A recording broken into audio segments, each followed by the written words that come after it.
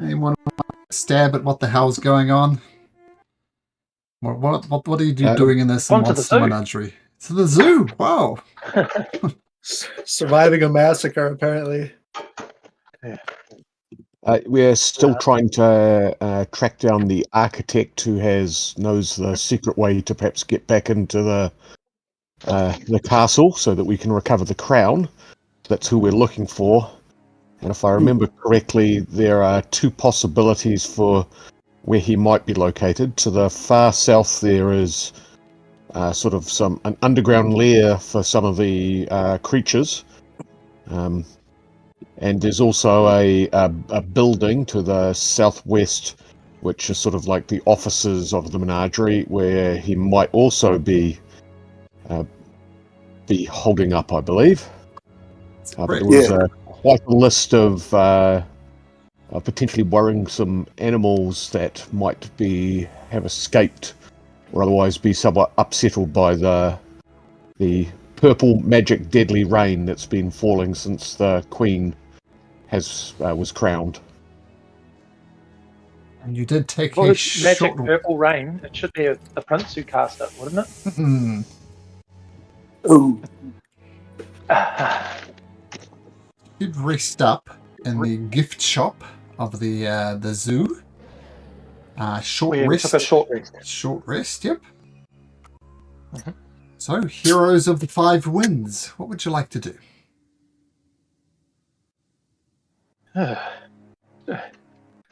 Just to let you know, sorry, I don't think I'll be very angry today. Let's just say that. I think I'll be calm in the next few fights. Right. We took a short rest. Does Rage re-up on a short rest? No, long rest at the stage. Okay. Since we did take care of the Triceratops, it also looks like there's a building in the Triceratops pin. And since you tracked down the scent of the Triceratops poo from the house, that building would potentially be a good place to check out too. No, that's pretty smart. Hector, have you recovered from your wounds? Because you still look a bit beat up. I think I should be fine.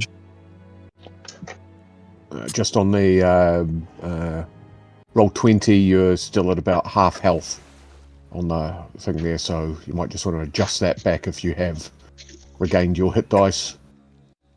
Oh, stop trying to eat the screen. Okay. There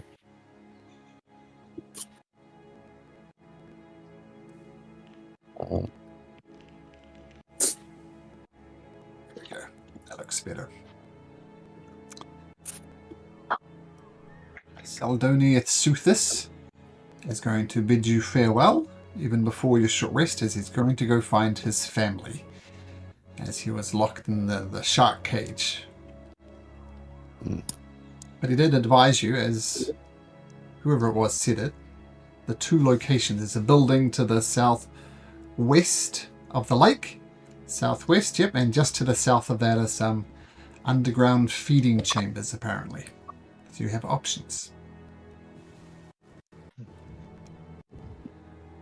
And we should remember to keep away from the cockatrices, which are to the west of us now. So we could go over that bridge,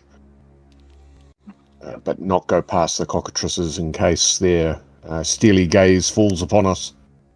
And I believe Hector figured out that we should keep away from the toilets immediately south of us.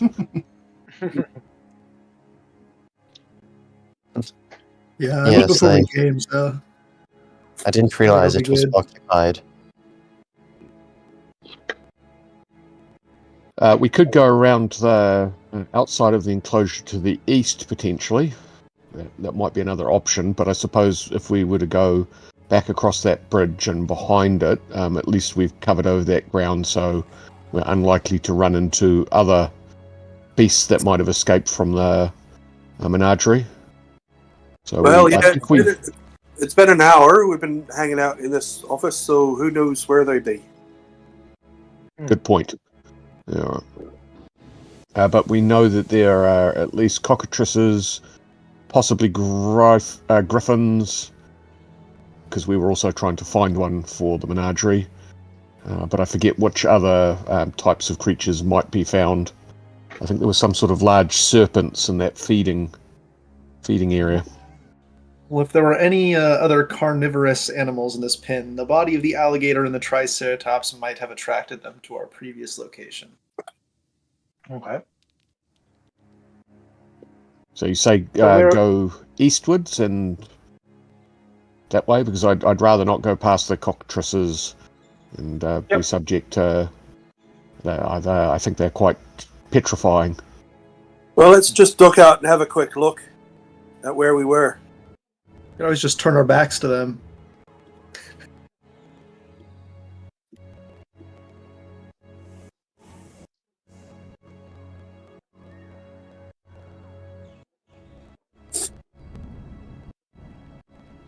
Well, we'll shut the door behind us so they can't get into our building. This feels so much like a zombie apocalypse, except there's some animals. We've never been this careful in any dungeon before. So where are we trying to get? Are we trying to get to the Triceratops enclosure? Or are we trying to go to one of the other two options? So The the office, I think, is feeding the... pens we think are down this way, and there's a large building over here which might be the administrative offices of the menagerie. So it's possible that if Nadatrick is somewhere, he might be there. But then I'm thinking if he designed this place, he might also be secreted away in some sort of hidden place. So do you think that the building might be a good place to look? I think let's go to the building. I would probably think that might be the safer of the two for having less animals in it. Yeah, okay. Sure. We may as well look where there would be less animals rather than where there were more. So we're going to go around the path on the side, down this way. Lead on, Macduff. Okay. Just you rushed off quite quickly there. I won't stray too far from my front line. You can take the lead, Aladdin. I'd prefer not. Go for Well, it, talk. since he's Wiz, surely he'd follow the yellow paved road. Aha! The road paved with the yellow paved road. Are you saying that we're scared? The two people who are scared in front. No, it was a 1970s musical reference. Oh, no, I got that. No, so that was all that I was intending. Yeah. I was just trying to get a little scatological. You guys lost the path over there. Yeah. Oh yeah. It's very easy to get lost and disorientated. Oh my gosh. Okay, now that we're getting closer to this meet, I think I'm going to be trying to be a bit more careful and a little bit more perceptive. It looks like this gate over here is perhaps opened or something, so I don't know if that means something could have escaped. So do we want to go to the south of the fence line, since we're now going to head west? What say you? Well, it does look like there's an information sign up here. So you do see this information sign here as well. And that one says, "Long live their tri-horned majesties, King Blackcorn and Queen Bonnie Spike. May the rain bring peace from the lands of the south." So that didn't work out too well because both of them are dead. Yeah, pieces.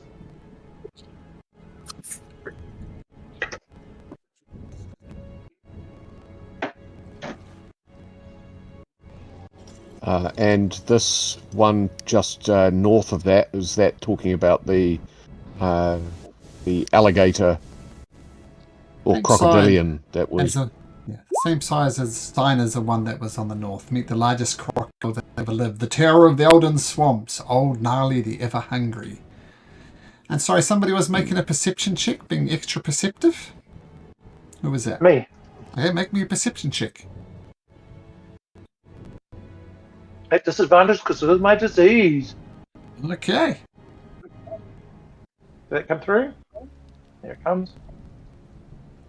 Oh, extra perceptive. An 8. Okay.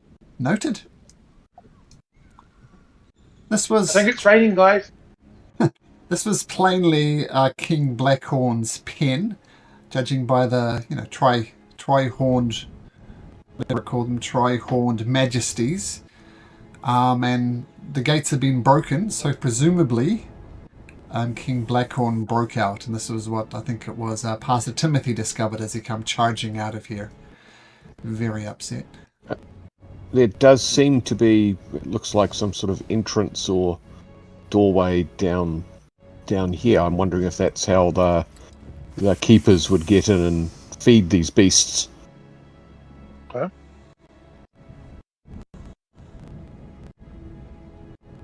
Where am I? Am I underneath somebody at the moment? Balson, are you standing on top of me? Where did I go? There you go. Oh, okay. There we are, under Pastor Timothy.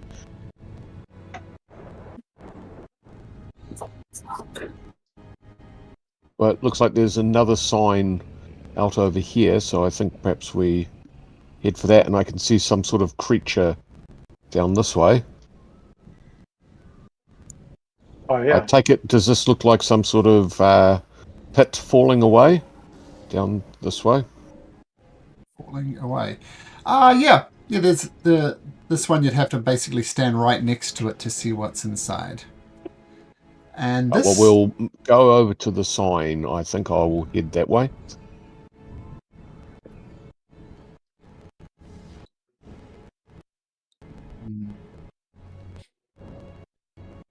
Sorry, just a sec.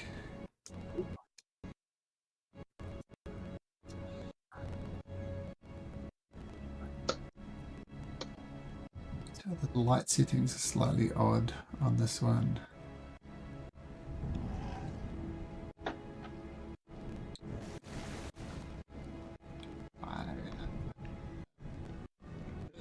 Let's try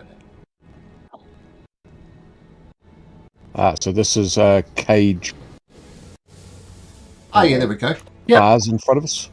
Yes, it is. And there looked like there was a second cage inside it.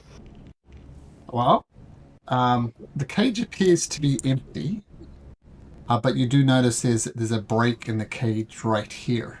Like the bars that should be there aren't there. Several dead city guards out the side of it. And the sign that Balson and Tork are in front of says, "Throw your metal trinkets to the Eater of Iron from the Shandar Mountains." Oh, a roast monster.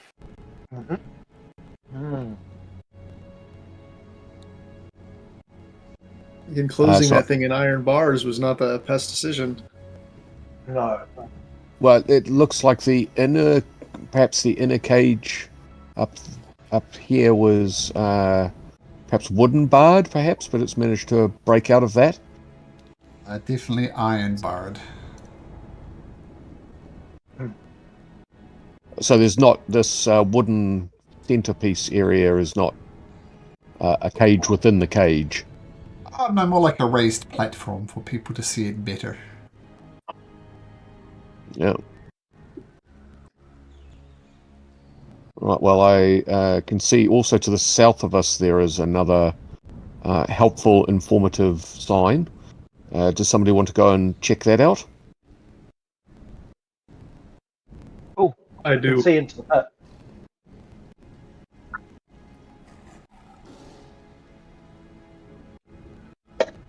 Sick. Are we able to see into the pit from here?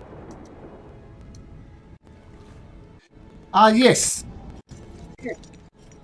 I was playing around with something. So inside of this pit, well, first of all, the sign that Balson and Wiz are in front Wiz. of says, as still as a stone and able to blend into a rocky environment. The Grick is an ambush predator that can overwhelm the unwary mountain traveler. Can you see the monster before it moves?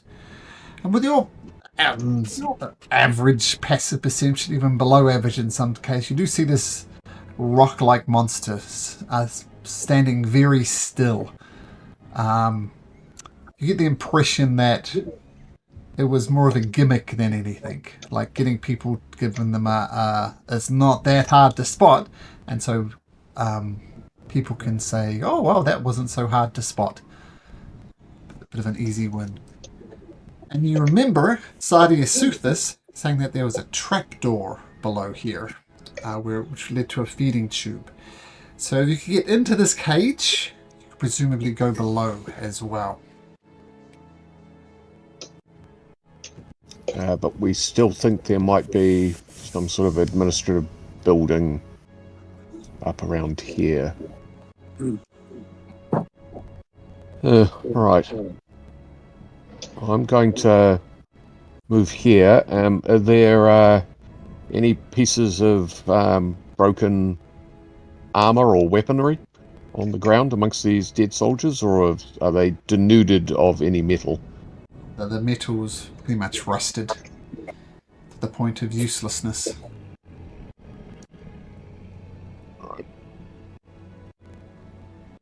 Well, I'm going to head west further and see what's around the corner. If you guys would like to back me up. I'm behind you. Not right behind you, but behind you. Considerably further behind me. I can see there is another sign. So I will have a look at this sign. Sign says, Large Stay owlbear. away from this love room. Love shack. says hoot if you wish to see the dazzling ruffle of soft plumes, marvelous feathers, the prettiest owlbear in all the land.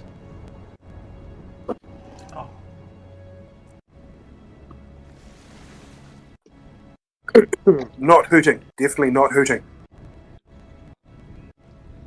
Not hoot for sure. Yes, I think I will Creature comes try and over, be very quiet. starts picking at the cage, making very basic owlish sounds. Now, the dead soldiers that were over here before, is there actually body parts, or is it just rusted metal that's left behind? Like some of them are missing limbs. There's a lot of blood around. It's not just rust. Right. Well, I might just go pick up a limb, because it's possible that the owlbear hasn't been fed in some time, given the rain, the storm. I'm going to pick up a limb.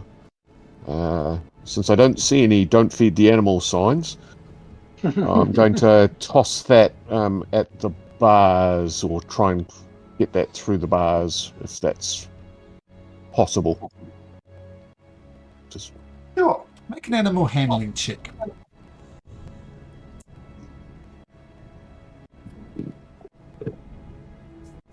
14. 14. When they come through. The owlbear greedily starts devouring the arm and retreats back into its cage. It looks like it was about to pick Balson, but didn't at the last possible second as the arm gets thrown in. Oh, good to know it has a taste for human flesh now. Oh, it's a good thing I'm a Owlbear. tiefling, and it's a good thing that you taste of calamari.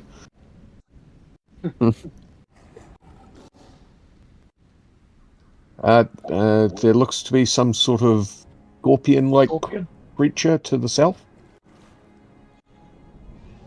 What can you read on that sign, Balsam? Ah. Yes. I can read. Is that? tail that sting? Oh, yeah, death sting. It's called death sting. Oh, I suppose it looks like a pseudo scorpion because it doesn't seem to have the big claws out the front. 2, 3, 4, 5, 6, 7. What you're going to ask me? This last one over here. Says this one. Mated pair of griffins.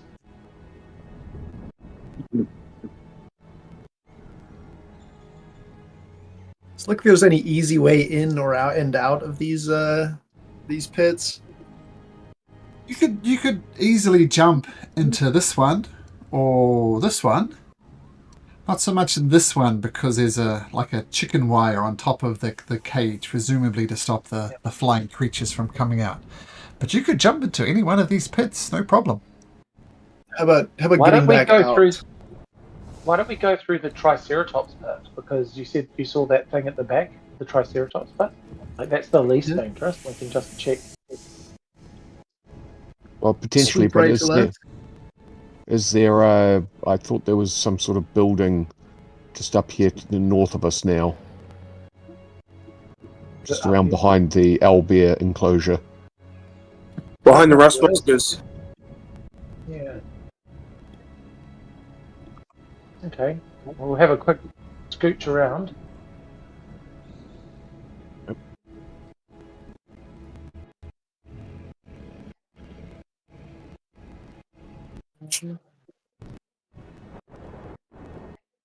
Oh, there. No. Is that door open or closed? Closed.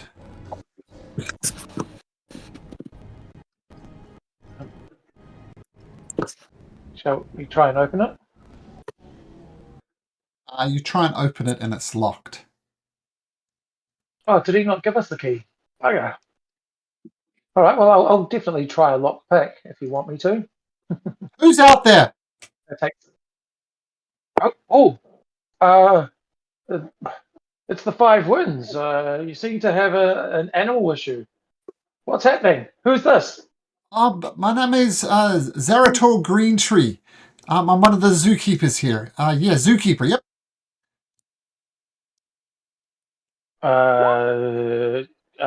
Can I do an insight on that? You can do so at disadvantage because you don't see his face and it's a he.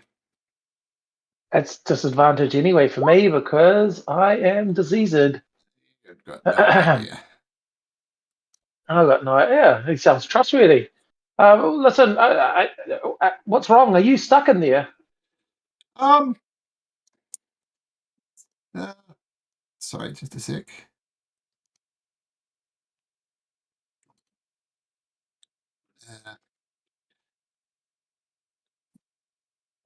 I'm not too far. Get out of my room. I never let you in. Get out. Yeah, sorry. That's all right. I'm not so much trapped as keeping safe. I've locked all the doors in here and quite frankly, I'm just going to keep it that way. You didn't ask my 5 wins. I got no idea what the 5 wins. I've heard of 4 wins, but 5 wins. That's ridiculous. Well, Master Greentree, you keep yourself safe in there, and we'll travel on. We were looking for a Master Narder Tick. We were going to rescue him, but if you're safe in there, we can carry on and try and find Narder and bring him to safety. What are you looking for Narder Tick with? Who's Narder Tick? I believe is an architect of some description that we were hoping to talk to, but I can tell you that in terms of the animals, the old gnarly had escaped and had ended up fighting and killing both of the Triceratops. So, given that he was trying to eat the other zookeeper, we had to put old gnarly down. Aye. Okay. And we terrible did take news. King Threehorn passed away also. Had to die. Oh, that's a shame. We took the liberty of feeding the owlbear some body parts that were strewn around the place that we think perhaps either old gnarly or maybe a rust monster may have killed. So if you are coming out, I think you still have to be wary that there might be a rust monster. Okay, Okay. thank you. Hey, You said you're the Five Winds. I feel, what's your names? I'd like to take a note in the zoo journal about those who saved. Oh, I don't know, saved or protected the other creatures. So, what are your names? Well, first, your friend, who we saved, the other zookeeper. What was his name? Oh, Mr. Soothis? That's the one. Yes. Yeah, we talked at length with him. In fact, he rewarded us quite handsomely for saving his life. So when you catch up with him, you'll be able to hear all about our heroics. I don't mean to be rude, but I gave you my name. Why don't you give me yours?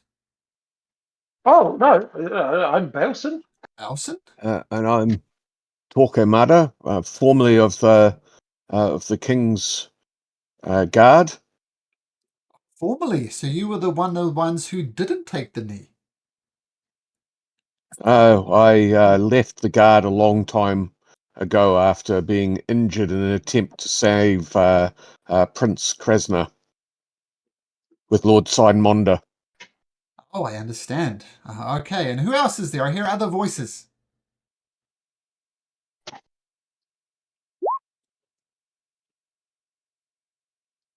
my name is Pastor Timothy. I'm a member of the clergy. Sure.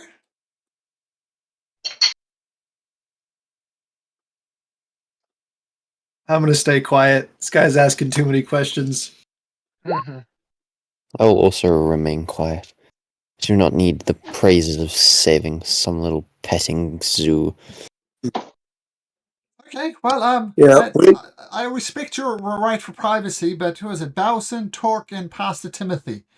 I'll take. Yes. But what I should ask your permission first. Is it okay if I write your names in the journals? We try and keep a tight ship here. What is this journal like? Do you want to be saved or not? This is the thing that's frustrating me. Like, we're out here, already saved one of your other friends, and now it's time to, it seems, save you while we're here to save another. So please, just can you open the door? Let us in. Make a persuasion check. Me should not talk while I'm diseased. I can help with that by Right. saying that surely you're safe for now, but unless you've got stocks of water and food, you'll have to come out at some point, and now might be the right time to do it when you have a group of people to help you.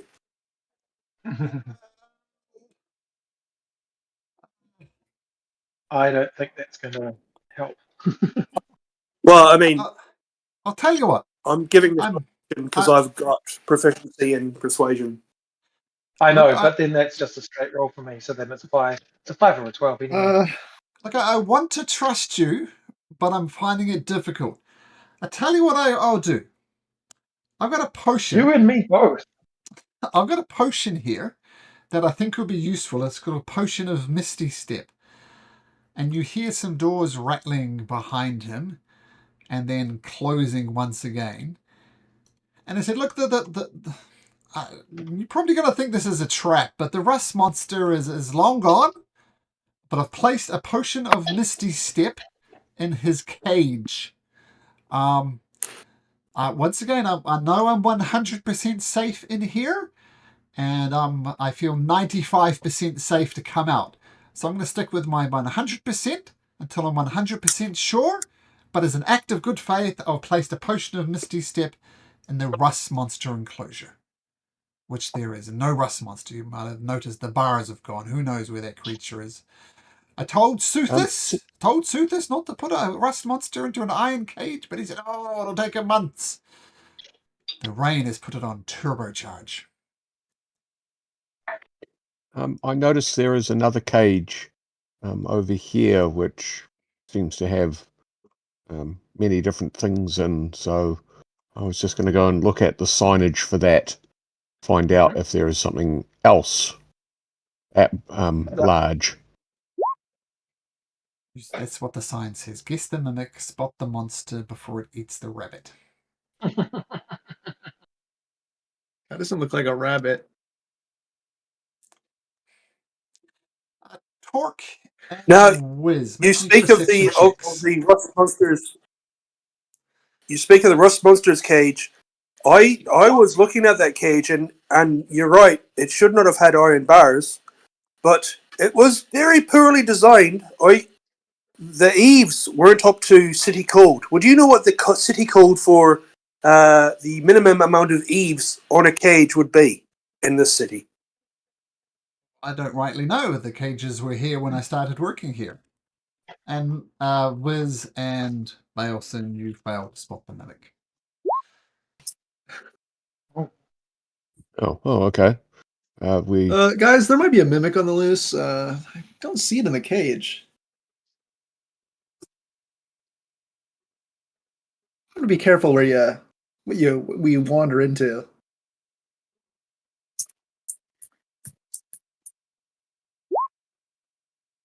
I didn't even do a roll of perception. Is that what you wanted me to do?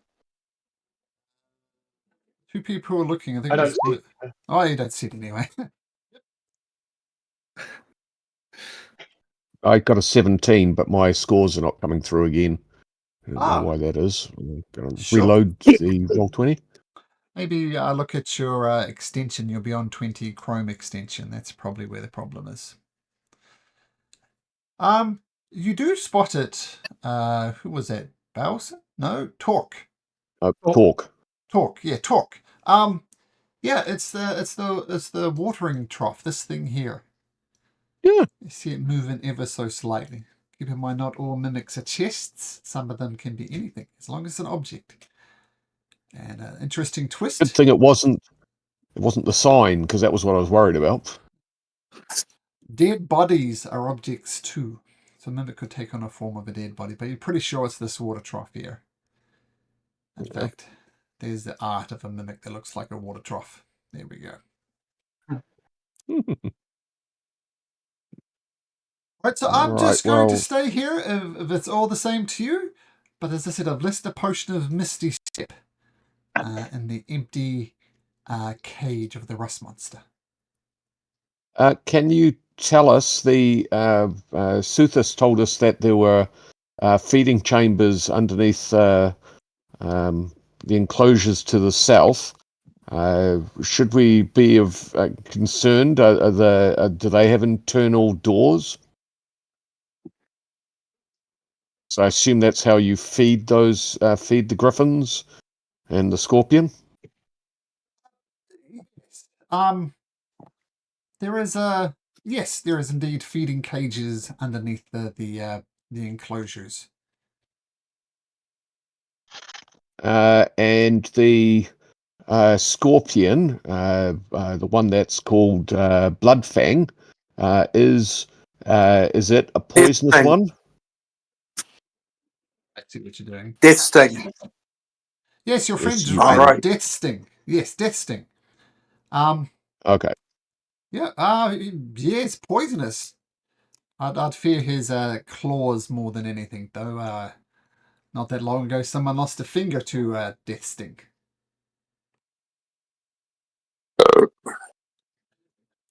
Sorry, Torque. That's all right. Okay, well, I think then, since we're going to have to go back past the rust monster's cage, I suppose we should look in there. And thank you most kindly for your the potion. Of course. Right, so I will make my way around. Wiz, if you want to come with me, I think we'll just take a quick cut through get our feet a little bit wet. Mm-hmm.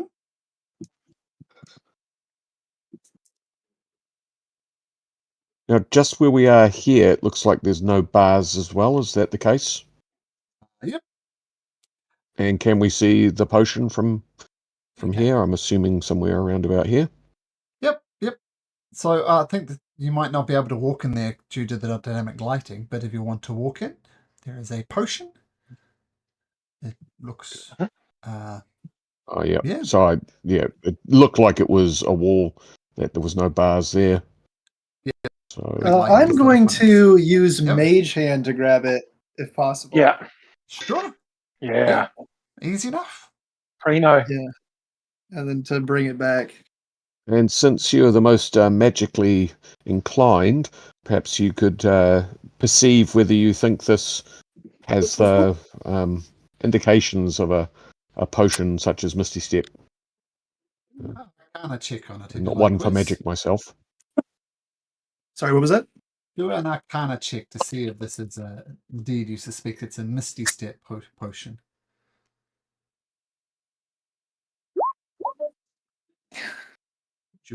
Well, I should probably guide you there. I could provide some guidance. Sure, you can throw in some last-minute guidance if you want. A D4 on top of that. I don't know how much of a difference that's going to make, but an 11. You've never come across a potion of Misty Step before. So you're not 100% sure. The most common potion you've seen by far is a potion of healing. But this one is light blue. There's little flecks of electricity kind of zipping around it. You couldn't rightly say. Well, alchemy was never my strong suit, but what could go wrong?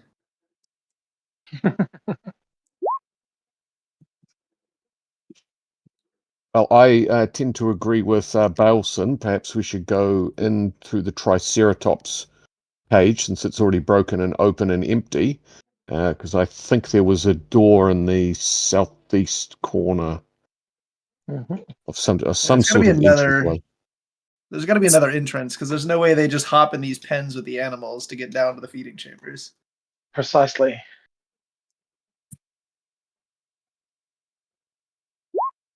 But I think if we're going to go through one of the entrances, it may as well be the Triceratops one. The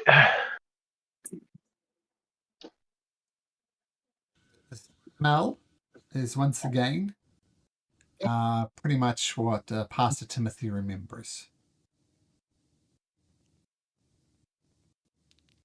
Oh, don't go too near the trough.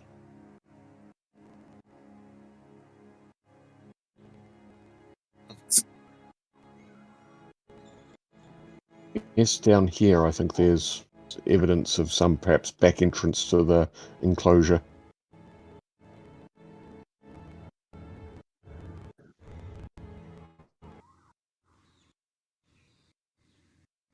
Indeed, a door there. Are we able to? Yeah. Yep. So should we examine it first?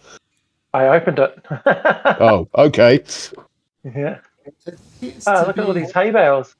There's some type of storage barn, and there's doors on the other side of it as well. And you do notice right over here is a trapdoor. Okay. Should we go look at it? Given its name, do you want to check it out first, or do we have somebody who might be skilled at checking that out? Or perhaps we should employ Wiz's mage hand to see if we can open it? Sure. Yeah, I'll do that.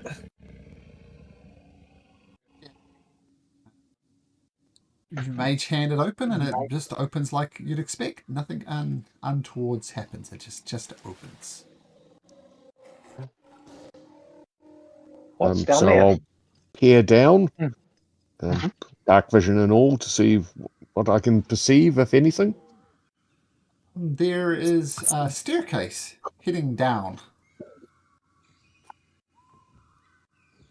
Do we want to open these back doors just to see if there's anything outside of that? Yeah, we'll check for some traps.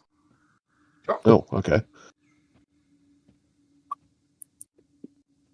That's perception or investigation? Investigation, I think. I should perhaps provide you some guidance. Yeah, that'll be very helpful. Look safe and untrapped. 10. Yep. Yeah, safe and untrapped. All right, I opened it up. Yep. Oh, I Not think we that. found ourselves a little back door. Mhm. Right. Are we all ready then to venture down the staircase? See what we can find. Before we venture down, I'd like him to make a quick investigation of the room as to see if it seems like someone's rushed through here. Like, are things knocked over? Does it seem orderly, or like someone's been running through here or anything like that? Oh, absolutely. An investigation check. And you will notice as well when you open the trap door, you see a torch flickering. Timothy, you do indeed find signs that people might have rushed through here. Some commotion in here. Some of the hay bales are neatly tied together, and some of them have been knocked over to the side, and the string that ties them together has come loose. So it does look as someone might have rushed through here. As I said, Excellent. the trap door down below has a torch flickering on the other side of it. Oh, and how long would a torch normally last for? 8 hours, something like that, to get out of a torch. Okay, so that means that someone's come through recently, in the last 8 hours or so. Right. Well, I'll be first off and down the stairwell. Yeah, I'll follow close behind. Actually, we'll do it this way. It's going to drag you to a different part of the map. Just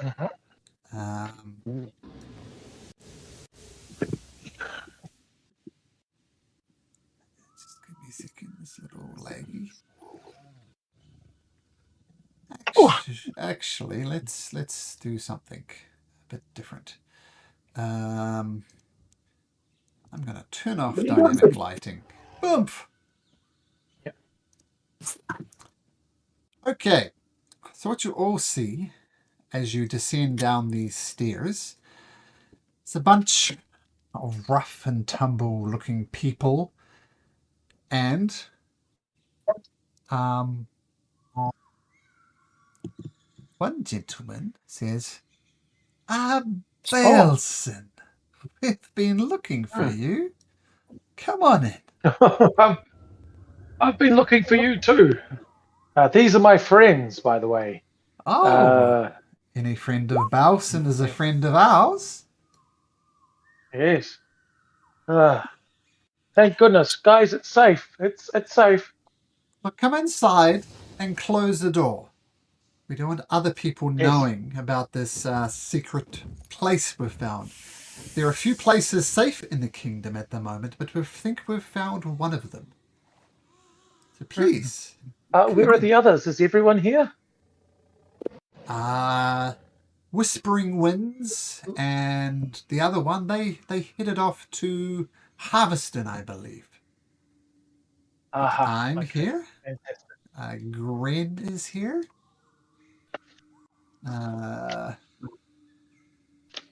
Oops, not Greb. Greb's not there.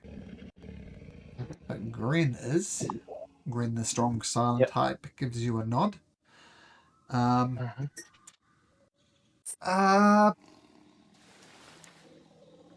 So have you heard what has happened? I did, and that's something I specifically wanted to talk to you about, Belson. Tell me, these are your friends by your own admission? Can we talk freely about the task that you were assigned? We can talk. Why don't I introduce you to everyone first, just so that you get an understanding of who these people are. Now, Wiz, he's an amazing person, and he is a fantastic musical wizard. Talk here believe it or not, used to be part of the guard, the honor guard, and he was up until a certain point very loyal to the crown. Of course, when push came to shove with recent events, that changed. And Pastor Timothy here, he's a he's he's a religious person, but it turns out that he's actually related to aristocracy in this town. He's a wonderful bloke.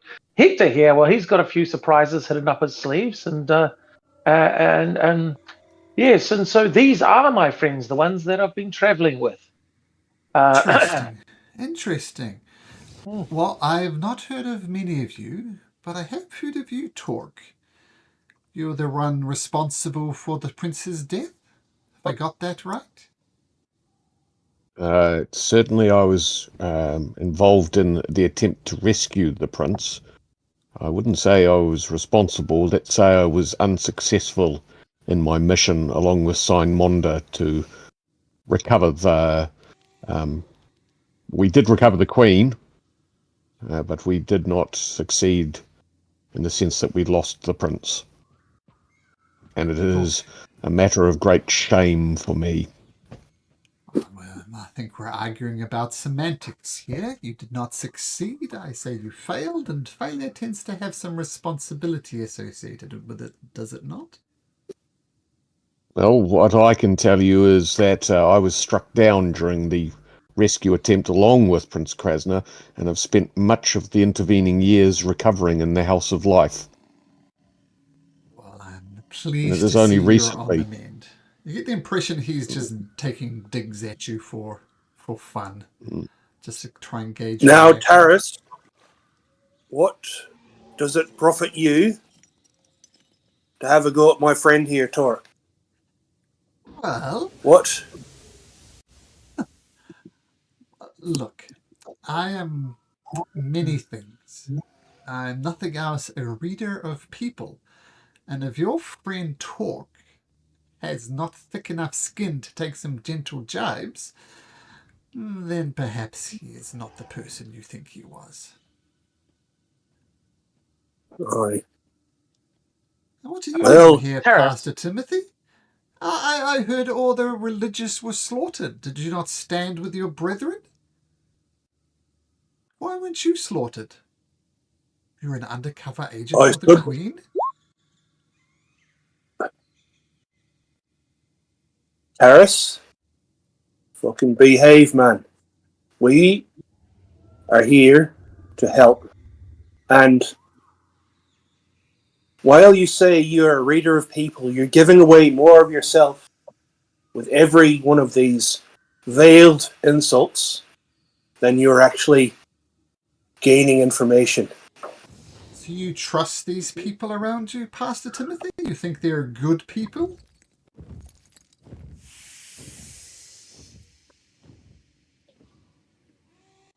Being of the Church of the Redeemer, I believe that everyone deserves a second chance. Me, Pastor Timothy. As we all know, the Dark Angels were ruled tyrannically, so gruesome, so oppressive, so random at times. They'd kill people, it seems, just to get everybody on edge. And if it wasn't for the great priest of the Redeemer, Sareth himself, who shattered the moon and led to the end of the Dark Angel's reign.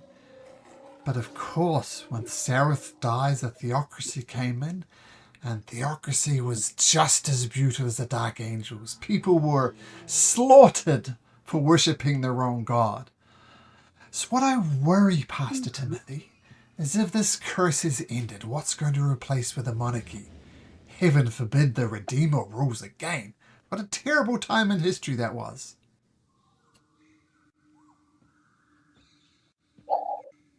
You're not wrong. You're definitely not wrong. But I believe that the light of the Redeemer must shine even brighter upon those who would follow his path.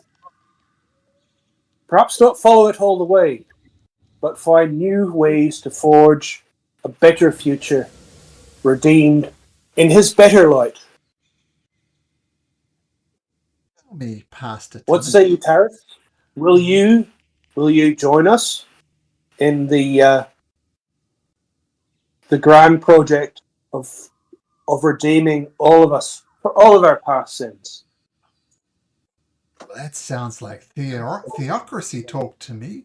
Will you join us? Will you be with us? What if I choose to worship the efficient master? What if I choose to worship the inevitable? What if I choose to worship Mother Nature herself? Do you have a problem with that? Taris, you fall victim to your own idiosyncratic thinking. When I say join us, I mean join us in a community that possibly may be more diverse than the shallow notions of the past. You can understand my caution that the continent has been burned once by people claiming the Redeemer was the answer. I can understand your caution, but be careful that your caution not turn into cynicism, Oh, Taris. I was There born is a something to be cynic, and I will redeemed die a in cynic. every. Oh. Yes, stop it. Listen, I've met your Yes? friends. They're interesting. Yes. And wait a minute, Wiz. I think I bought a potion from you once. You work in the Emporium, don't you? On and off. These days, more off than on. Oh, Master Randbird would surely not be happy with your tardiness. Oh, I'm sure he'll be fine. We're never really on the same page to begin with.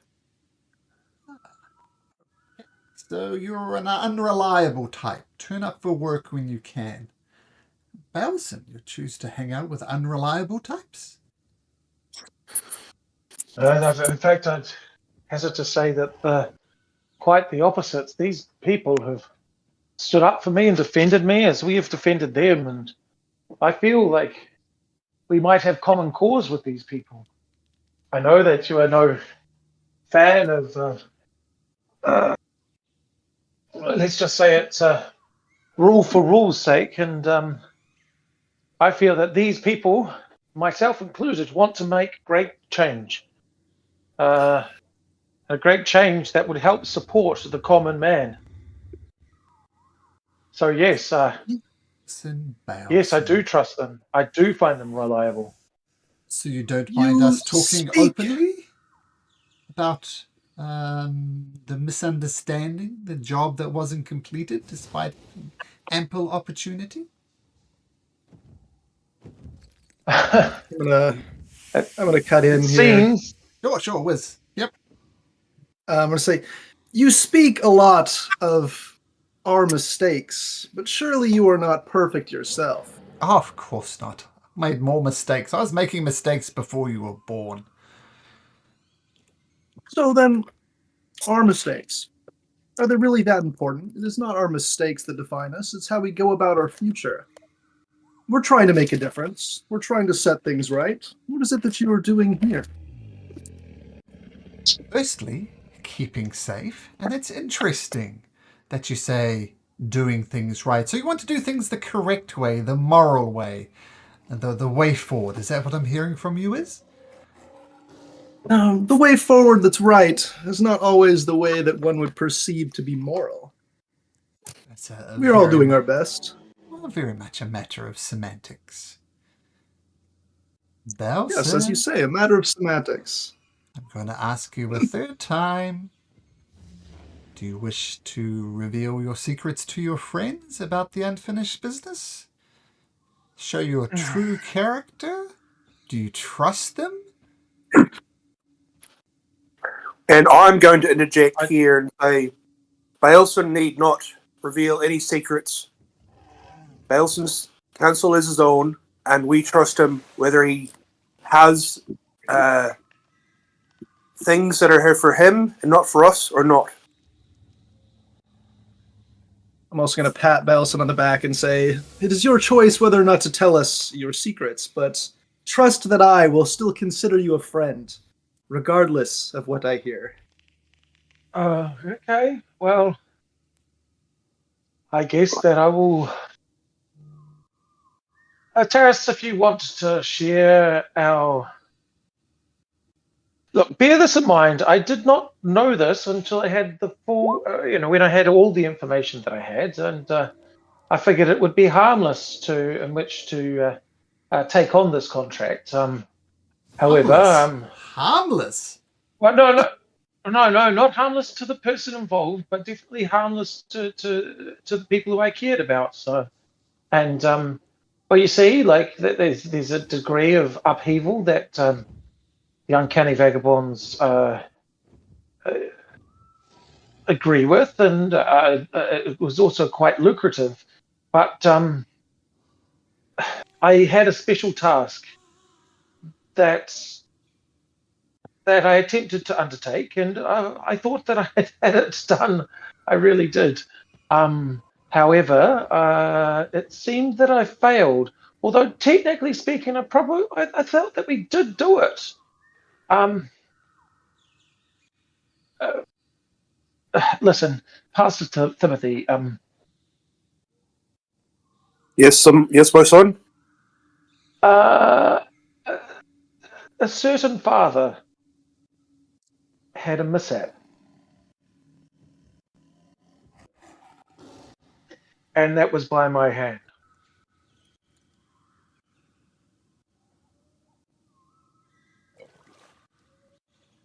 You speak of Lord Wiltamer. I most certainly do. And now you've talked a lot about making change, and at that stage, I did not realize he was your father. And for a long time after that, the contract was still out there.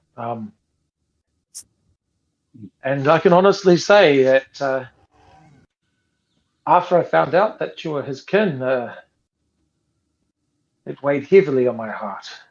And this is why you came after me? This is why you took such special care in looking out for me after that? Because you felt guilt?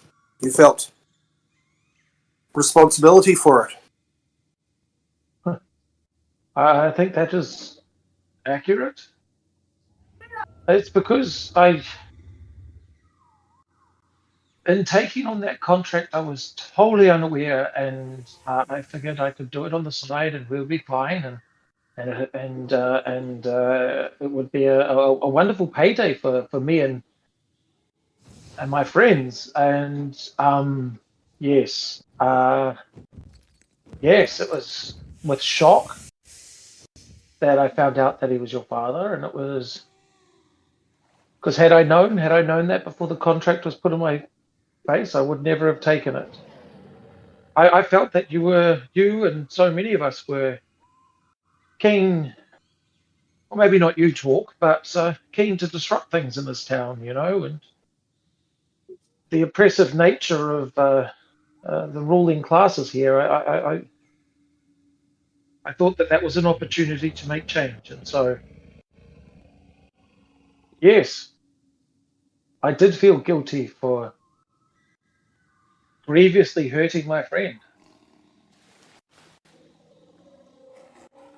Well, son, you don't know what you've done. You don't know done.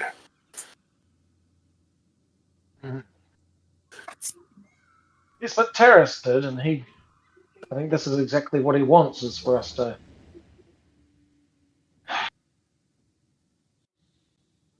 Let's just say, yeah,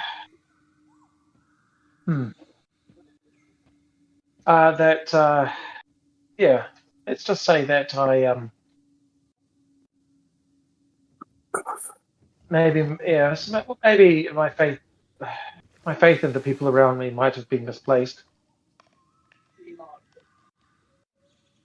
I'll go up to Belson, and through gritted teeth, I'll put my hand on his shoulder and say,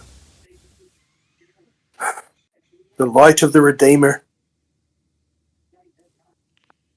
shines upon you, as all of us.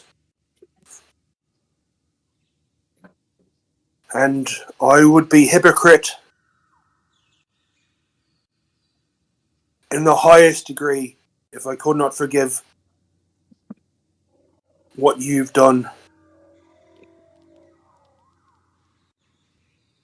You don't know what you've done. I am well aware of that. I haven't known what I've been doing for quite some time. I thank you for your graciousness. Now, Terrace, what is it that you wanted to discuss? Please, let's go. Grin. Yeah? If you found out someone tried to kill your father, what would you do? I'd beat the living hell out of them. That's what I'd do. Do you storm off, Pastor Timothy? Yeah. Why are we still talking to these cowards? They're hiding underground like pathetic worms and insects. Surely the deterioration of this park has not escaped your notice. Don't give me anything about being stealthy and staying hidden. Surely you heard that man crying for help as he was dying in that cage, being attacked by an old gnarly. We put those creatures down. And what did you do? Hid in a cellar. We sought safety. If you don't wish to share our place of safety, feel free to leave. Safety. Huh? You think you're safe? I think we're more safe than almost everybody in this entire kingdom. We are hidden. We are well Here's hidden. the thing, Terrace. But how long are you going to stay down here? What this queen has done is abhorrent and abnormal, and she's murdering people for ponytails. I can see quite a few people around here who'll be murdered at the drop of a hat. And there's only so long you can stay underground. We need to do something about this. And that's what these people are here for. We are trying to help the common man. And look, I won't lie. There is a bit of coin to be made in doing that, and so I don't see why we can't do this. You know where there's Simple a Bailson. lot of coin to be made? Perhaps this will put who you see of this man before you, Terrace, more in a positive light. Let's see. 1, 2, 3, 4, 5. 5 traitors to the Queen. 5 traitors who are at the coronation. 5 traitors who fought the Queen's Guard. 5 traitors who were all accused of treason. Let's see, 5 times 3,000 gold pieces is 15,000 gold pieces. I'm sure I could collect that with you. I'm sure I could send out one of my friends here and we'd have the guards here in no time, but I'm not going to do that. While we may have our differences, well, Hector is questioning whether a place of safety is cowardice. And Pastor Timothy sulks How off in a disgusting a monster rampage. That Well, doesn't seem extremely safe to me. Well, it wasn't rampaging when we were there. We went in quietly and we found this place and we're happy to stay here. Besides, I don't believe you'd call the guard. Not because we're oh so buddy-buddy with you. Because you're scared. You won't fight the guard and you won't fight those who patrol the streets.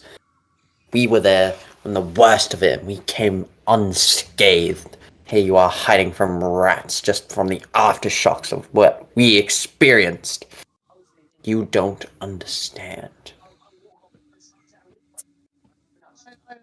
Your bravery, that is quite something.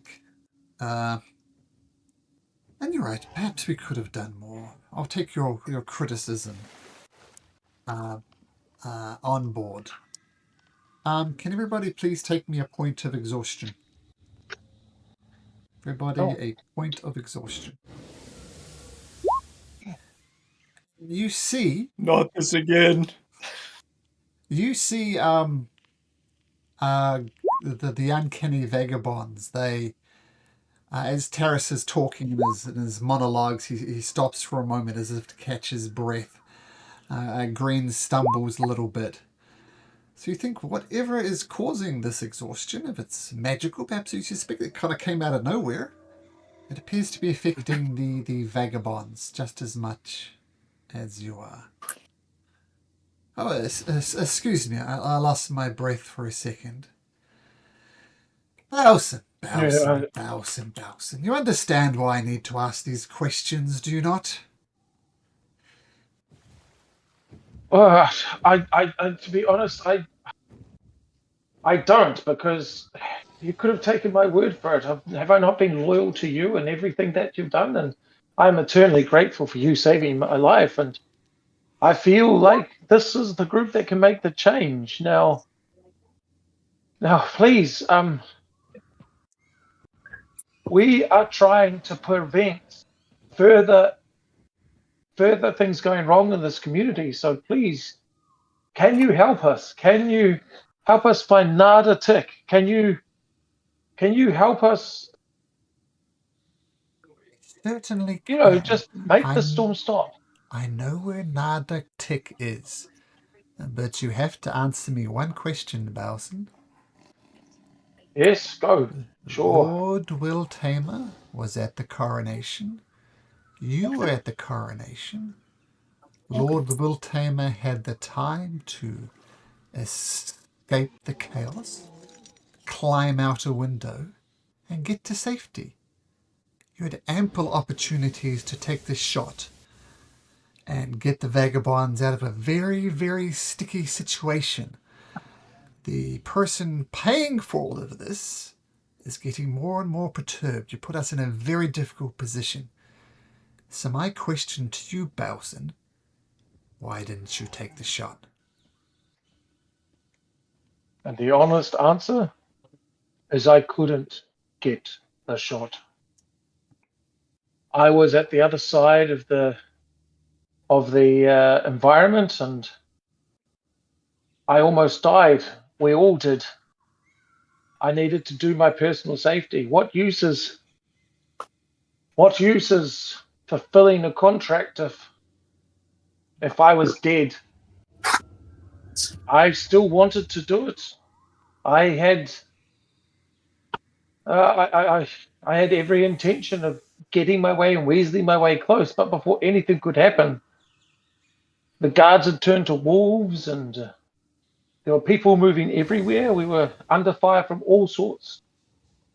And so I made the decision to save myself. You know. And that is my honest answer. Well, I appreciate your honesty. As you know, we like to think of the Uncanny Vagabond as a collection of brothers and sisters. We found you. We accepted you as a brother when we found you broken in the forest. And you've been loyal to us ever since. And I thank you for your honest answer. But just so I'm clear, you put your personal safety ahead of your family?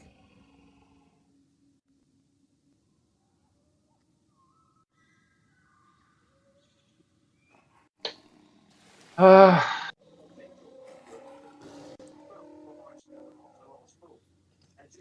gonna guess detect yes. magic while you guys are doing that. Sure. I It was the other way around. Are you suggesting that Baleson should have died trying?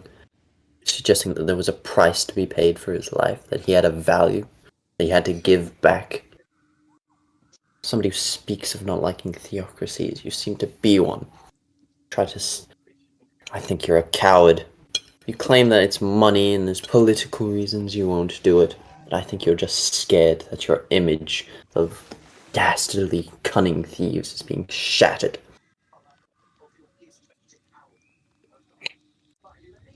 You always have your friends speak on your behalf, Bowson? I answered. I said yes. Yes. I didn't see it. I thought that more than likely I would die even attempting to get close to him. And if I did get close to him, Then I'd die immediately afterwards. I thought seriously that I was going to die several times, and I see you here under the ground, ensuring that you don't die. And so I don't see the difference. I really don't. All right, Bowson. You've been honest. I can't fault that. You notice the other members of the Vagabonds, people you know, these unnamed NPCs, when you turn to look at them, they turn their eyes away. And they're not happy with you. And Wiz, Green has a magical longsword. This gentleman here, that's the only magic you detect. They're wearing red shirts. Some of them are. This guy up here is wearing a red shirt. And he puts an arm around you, Bowson. Look, brother, how can I help you? We need to find Nardatik. If we find him, then we may be able to find a way into the palace. We have a massive heist, the biggest, probably simply bigger than you'd ever heard. We're going to steal the crown. Fantastic. A little bit of chaos. I love it. That's what I figured. We're going to steal the crown, put an end to the storm, and hopefully hopefully put an end to all of this. Green, would you be Remove so this kind curse. as to fetch Nardatik, please? Grim comes over here, goes down the trapdoor here, and then he returns with Nardatik. Hello, I believe you are looking for me. Yeah, how are you? Are my friends treating you well? They've kept me safe. I can ask no more. Oh, well, thank you, Terrace and Green and others. Shall we get past the Timothy, perhaps? Listen, your a mutual friend of ours suggested that you might want to may be willing to help us. As I've just finished saying here, we intend to steal the crown and put an end to the storm and put an end to this madness. And well, this friend said that you might be sympathetic to us and that you might have means for gaining entry into the palace through some form of tunnel of love. Now, we ask and implore for you for your assistance in achieving such a monumental task. What say you? Royal Architect, I was given the location of the Tunnel of Love by the architect before me. You can trace this all the way back to Master Arlen, the constructor, who is responsible for the palace. As Yes. a royal architect, I was required to swear loyalty to the monarchy. I did not stipulate a good king or a bad queen, merely to the monarchy. What I'm interested to know is, you, Torque, did you take such an oath? Mr. Muted Tiefling?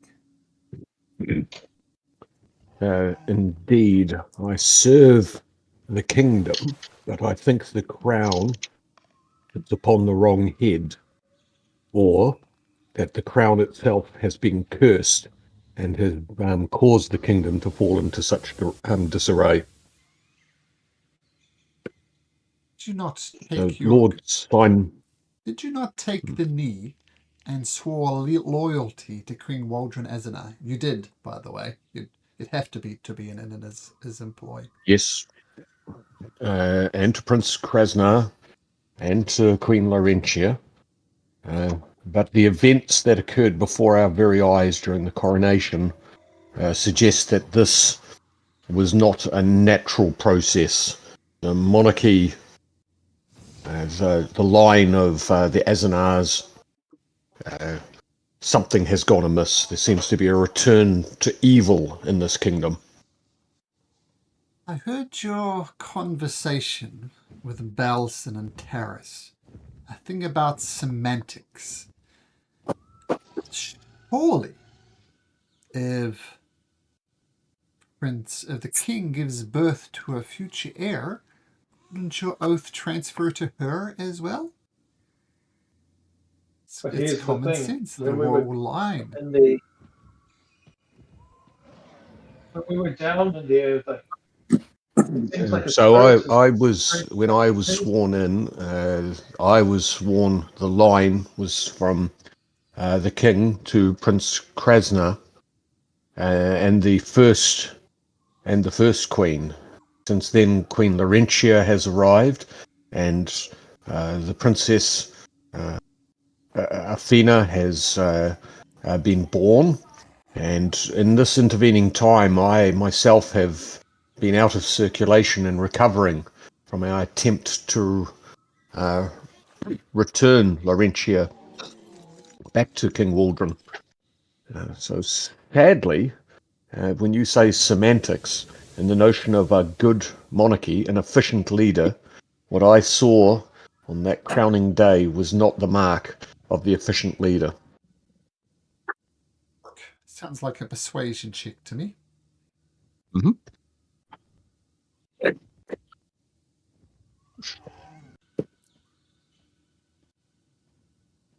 24.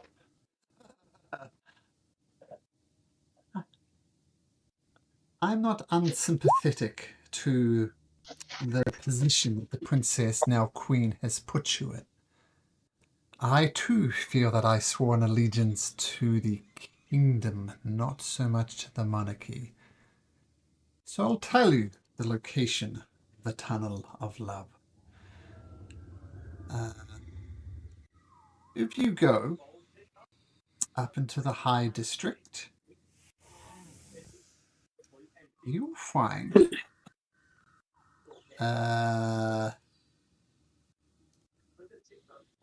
nondescript building.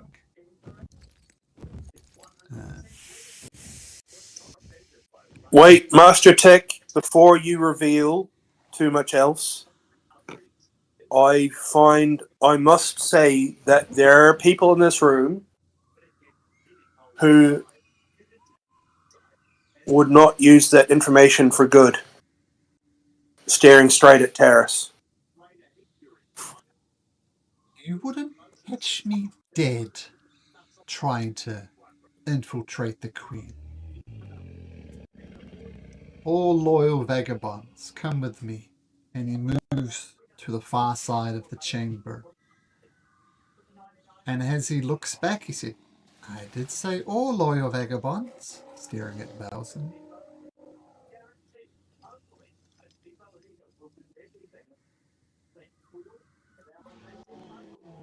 Belson, you are muted. Bailson, go with your chosen family. We understand.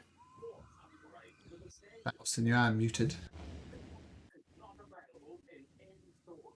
So much for that soliloquy. Yeah. Yeah. Oh man, it was beautiful. Best stuff I've ever improv. No, I do. I slowly shuffle it over and hang my head down low. And you go with the vagabonds. Yeah, I go and stand next to the vagabond. Right. But now, I'm glad that you're. I know that you wouldn't do this, but we will. We will get closer to this queen because it is the right thing to do, Terence. Miles. And dare I say it, Terrace, we will profit from it because right now it almost looks like annihilation of society itself. And so I think that the opportunity lies in removing this curse from the land. So believe it or not, I do it for the benefit of us as well. Troubled times lead to many opportunities. I couldn't agree more. Well said. As we switch our attention back to Narda Tick, he says, all right, Hector, Talk, Wiz, Pastor Timothy, you'll find a building that looks almost out of place in the High District. If you ask the locals what, you'll say it's a relic of the old, merely a warehouse. If you get inside, you'll see crates, storage, and all sorts of things. While this would normally strike you as weird, such a pointless waste of such valuable real estate, why not put it in the North District? Why not put it in the South District? Why not put it anywhere but this very prime piece of real estate? You ask the locals and they'll shrug and says it's always been there. But if you go in there, move a few crates around, you will find a trapdoor at the bottom. Follow the trapdoor and you will eventually come up in the king's bedroom at the very top of the palace. Now I say this out of concern for your safety. If you do intend to steal the crown, I think that's a suicide mission, but I'll help you as I can. Inside of the Tunnel of Love is a magical barrier. Only people who bear the royal blood or have permission from someone of royal blood can pass this barrier. Wiz, you're a magic user of some ability, I assume? That I am. Magic is my passion, my knowledge, my forte. Do you consider yourself a master of your crafts? Of your craft? Oh yeah, big time. Deception check or a persuasion check. I don't know. Persuasion. What was persuasion? Okay. Let me do that with disadvantage because of this Exhaustion, yeah. dang exhaustion. Oh my god, I have not rolled above a 7 this section. Pretty bad with a +9 on persuasion. Look, I know of you, Liz. I've visited the master of the Arcade Emporium. He doesn't rate you highly. So, this magical barrier, I think it's going to be beyond your ability to dispel. So I hate to give bad news, but unless you have some type of miraculous means of breaking down an unbreakable barrier, then I'm afraid your mission has already failed. Now, this royal blood you speak of, Nader, it's purely the royal line of this city, or would royal blood from another source suffice? Royal blood from this monarchy. Not any Right. old royalty can get into it, but royal blood, as in our blood in particular in this case. So Princess Athena, for example, could freely pass through it. Queen Laurencia could not. Oh. But were the Wilthammers not in the past, the previous lineage?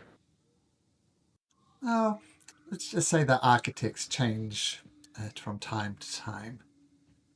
The Wilthammers were royalty. But if you know of some distant relative, I don't think the bloodline will be thick enough to pass. And I'm sure in fact, I know for a fact that once a new ruler has come, that there's a change of bloodline, then magic users spend many months adjusting this barrier. So as far as I know, only Princess Athena technically can pass through that barrier. Queen Laurencia, of course, married into royalty. She has no blood in this game. You raise a great point. It may be outside of the scope of my abilities. That is why we have a backup plan. But that's where a problem arises. I know of a bypass this barrier. The problem being this dreaded rain. And the location of this artifact being outside the city walls. A smart, conniving bunch such as yourself surely knows of a means we can use to travel outside this city while avoiding the rain. Umbrella?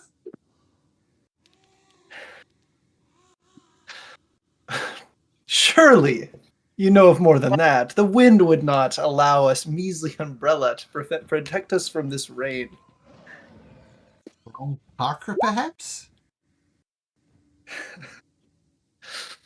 Look, I'm teasing you, but look, this is new to all of us. It is new to the vagabonds. If we knew a way to effectively avoid the rain, well, as Hector put it, we would be hiding down here in the first place. Wish I could One of help your you. number, Whispering Winds, Has has to ask. headed toward Harveston. What was her plan to avoid the rain? Well, she purchased a wet weather gear and she set off. Along with the other person whose name I forgot. Right. I mean, travel is difficult. It's by no means impossible, though.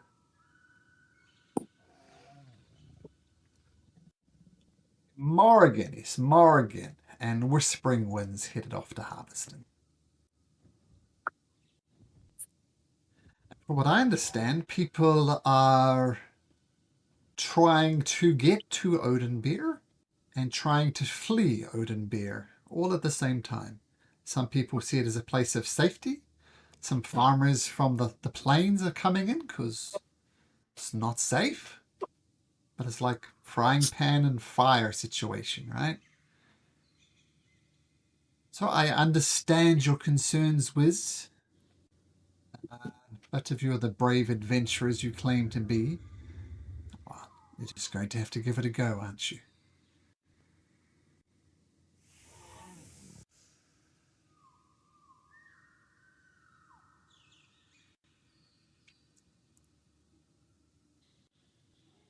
It strikes me that while we can not yet solve the problem of the barrier within the Tunnel of Love, we wish to thank you for the information, and that gives us something else that we can work towards solving.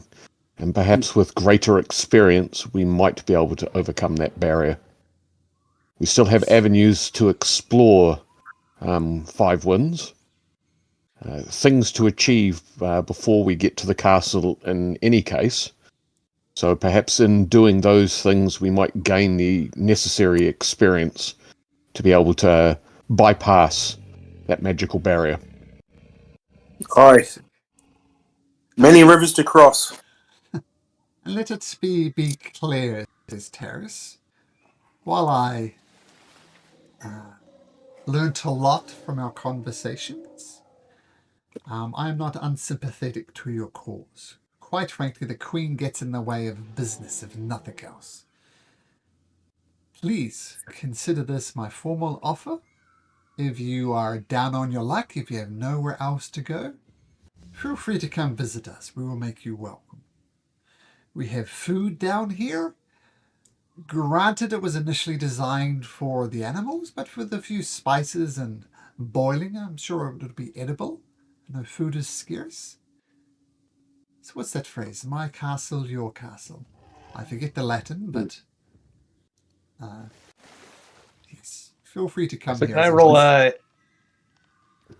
a history check to remember the Latin? Sure. I know it. Does my character know it? Oh, I got to do disadvantage. Although I don't know if that's gonna matter much after that one. Oh, there we go. Jesus. You're not sure.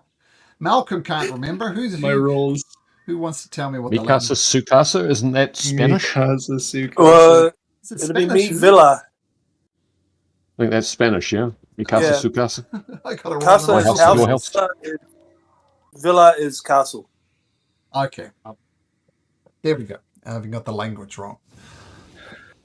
But he's offering you a place of safety, a place of haven. And, yeah. Well, you all have had quite the day. Feel free to rest up. Share our food. And rest up for the night. Thank you, Tara. Just on the quieter side, given how Thank you. poorly I'm beginning to feel in here, do we think this is a safe place to rest? Yeah, well, what happened with that? So with that detect magic, we didn't find that exhaustion thing, did we? Could No. I use a divine sense to get an impression whether there might be some other thing influencing us? So I'll do a divine sense. Sure. You do a sweep. No fiends, no elementals, no celestials. Nothing strikes you as odd. No, it's neither hallowed nor whatever the opposite of hallowed ground is. Desecrated ground. Okay. Have they left the gas cooker on and we're just slowly asphyxiating? You can get a Always have an open window. well, Yes. Are you sure? actually, you start settling down for a long rest. You settle in, and before you actually get your long rest, you hear something upstairs. Everybody make me a perception check. Everybody can make me a perception check at disadvantage, in fact, with your exhaustion level.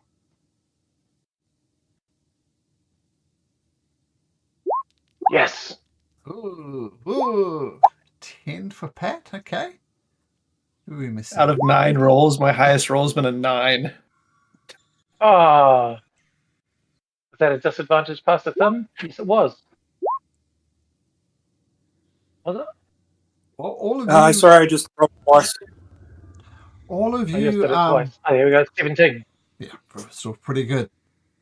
So you settle down for your night's sleep, and then you hear footsteps outside, above ground.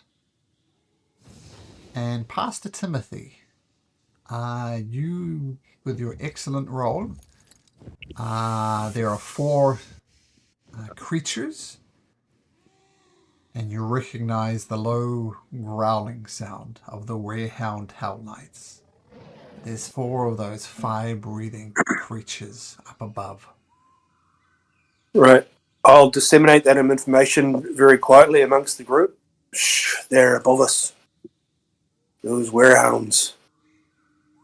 Now, if they find the trapdoor, we best put ourselves in position to surprise them. Did you tell? Who knows you're here?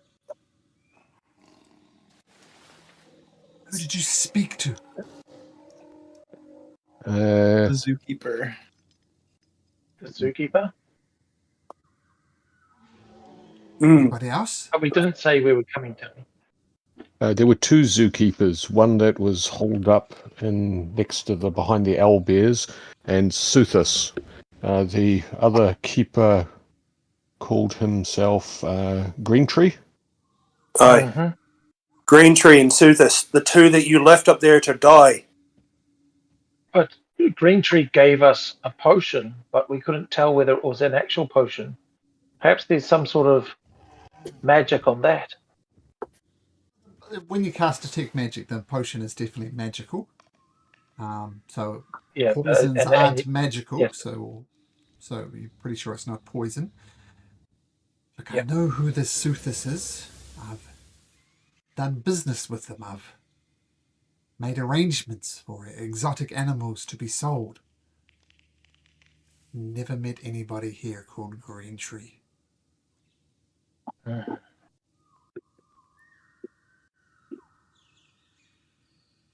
What did you tell Greentree?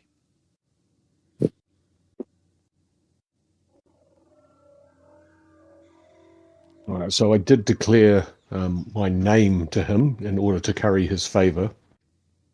So I he do would change at my least know that we were, if he passed that information on, that he would know that perhaps we are the Five Winds, who are now probably wanted at least by the Queen, since we did not bend the knee. Someone also told him that we were looking for Nardertig. I certainly did. And then when they asked who that was, we said the architect. So possibly, Nada, we could say that this venue may not be as secure as we once thought. So if we can get out of here, perhaps there is another place that we could take you, which we knew to be secure. And we'll... Let's see what happens here first. Alison. Right. Was the first lesson I taught you about talking to people you don't know? Yes, I've learnt a lot of lessons, it seems, since I've been in the city. Don't give away information you don't have to. If you Yes. can't lie, then say nothing. Yes. Yes. So you all Right. get ready, prepare spells, prepare things. You see all the uncanny vagabonds getting out their short swords and short bows. The only way in and out of here is through this door.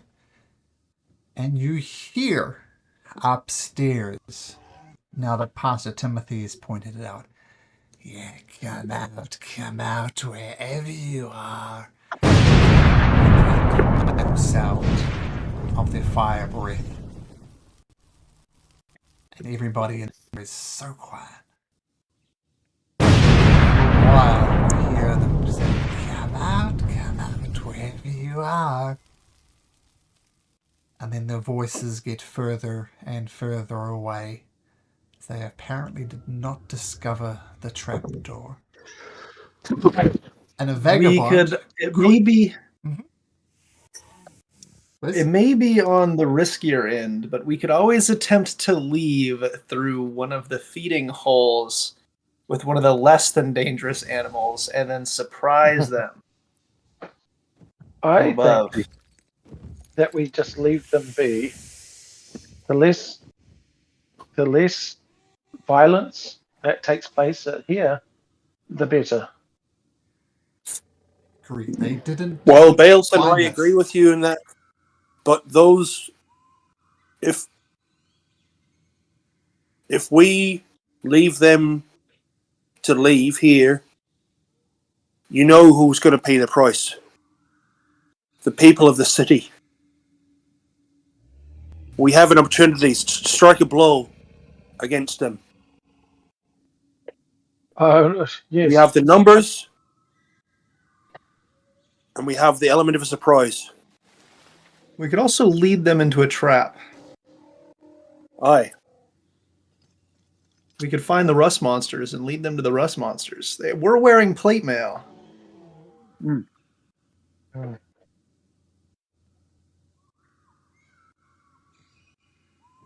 Surely those beasts would be more... Just quietly, a show of hands. Who wishes to deal with these horrible creatures and perhaps strike a blow for the people of the city, and who feels they need to take care of themselves first? I feel strongly that I may need to take care of myself first.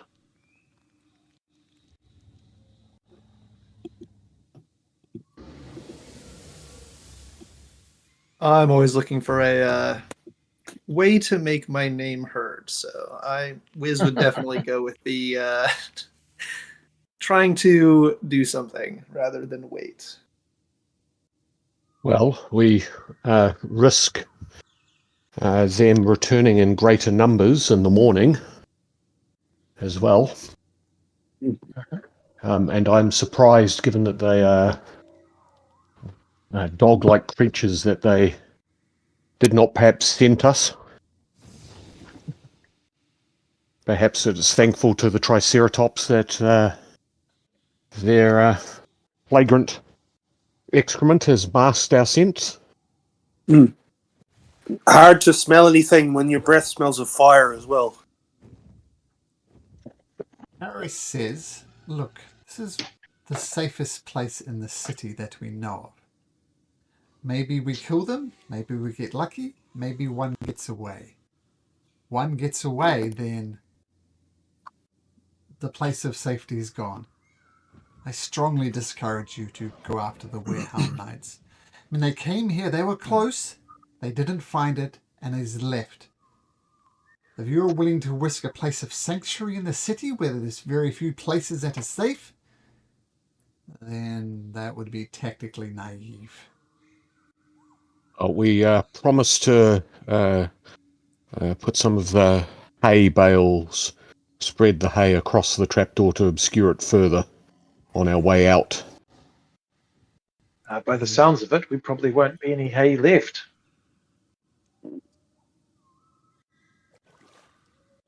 Why would there be no hay left? If the Oh, the building is flame on fire, fire.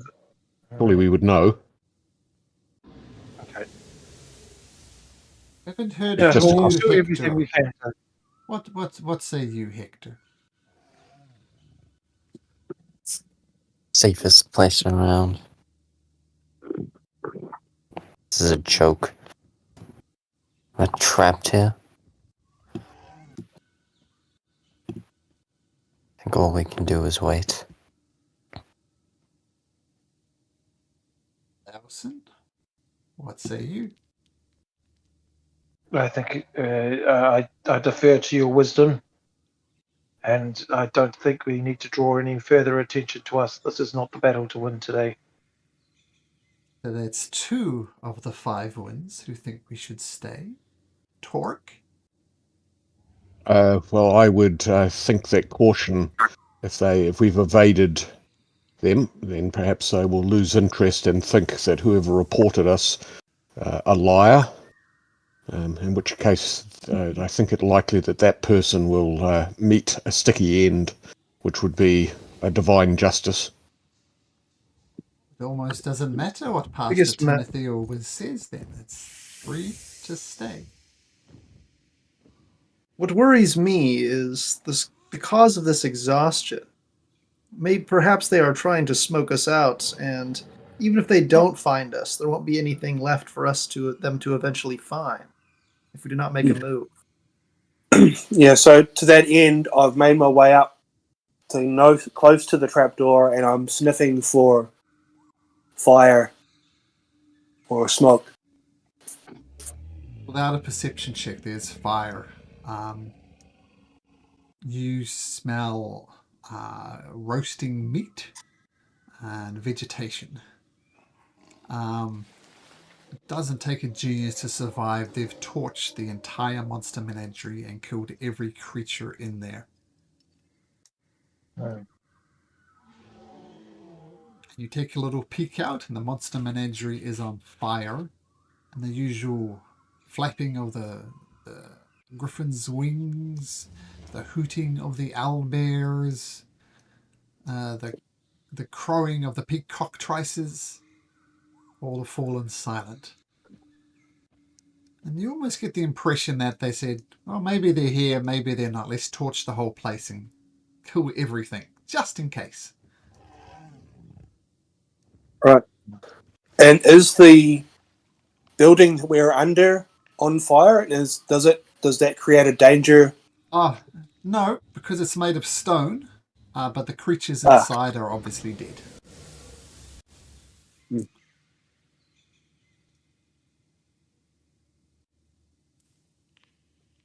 I say a prayer for those poor creatures.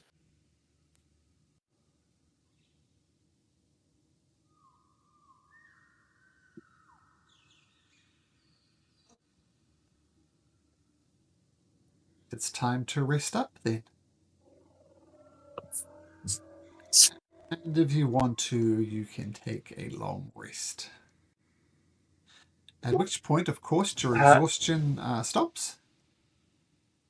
Okay. Now, I've got a question. What did I need to roll for the disease? So roll a d20. Just roll a d20 and see if it's close, and I'll look it up. Oh, yeah, fair enough. Oh, yeah, it was a something save. Do I have to roll 2 of them, though, because I'm diseased? No, because no, you're 'Cause good. You're good. I'm good. You're good. Hooray! You shake it off. Oh, far out. That was the most terrible thing to have. I think it was from memory, it was a DC 20, and you had a +3 modifier, so you needed a 17 or higher on the dice. So, I And he think, said that- it's I awesome. think I think it was quite. I thought it was quite low actually. So regardless, save me looking it up. 19 makes Yep. it, and of course, all your Yeah. exhaustion levels leave, and the uncanny vagabonds offer to keep watch over the night. A few of them even sneak out and look around. And apart from the torched, everything that's wooden is gone. But otherwise, no further signs of the Werehound Hell Knights. well, And they team, do huh? come come back and report that the person who had locked himself in the room, Zerator Greentree, is no longer there. He's left as well. Yeah. Well, Terrace, I thank you very much for your kindness and greatly appreciate your hospitality. Nardatik, it's wonderful to have made your acquaintance, and I greatly appreciate your assistance too. Of course. We now have work to do. Don't be a stranger. All right, so you make your way. I assume. Well, what do? You leave the menagerie, and what's the plan? Well, as I'm leaving, I'm gonna say, it was a pleasure to meet you all.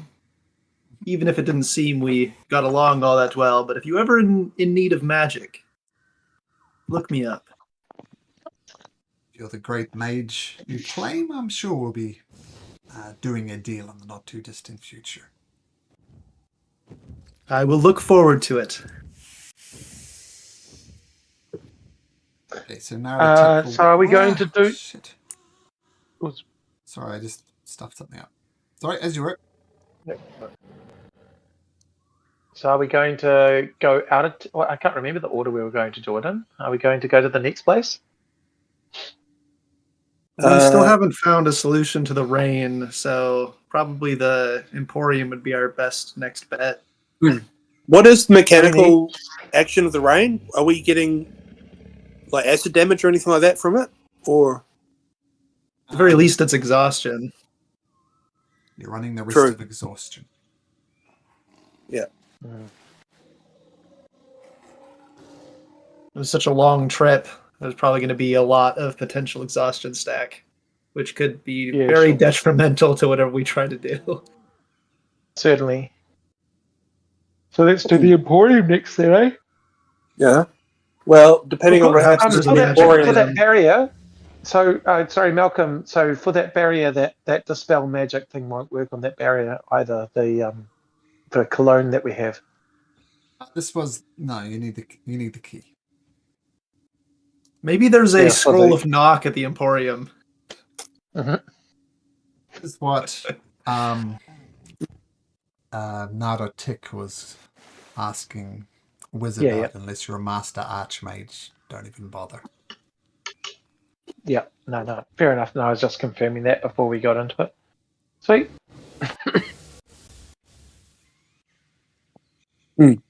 well, this Emporium, I got a feeling that we might need to leave town quickly after this job anyway. Yeah.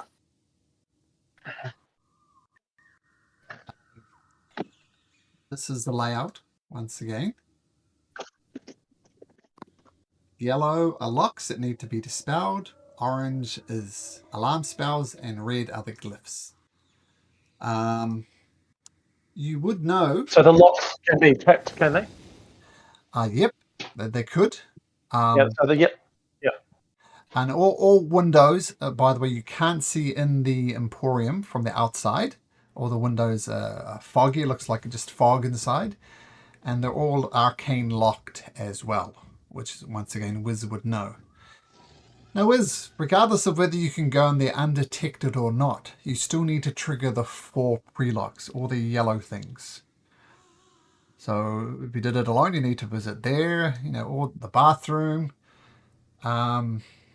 This is right here is Master Ranbird's personal quarters.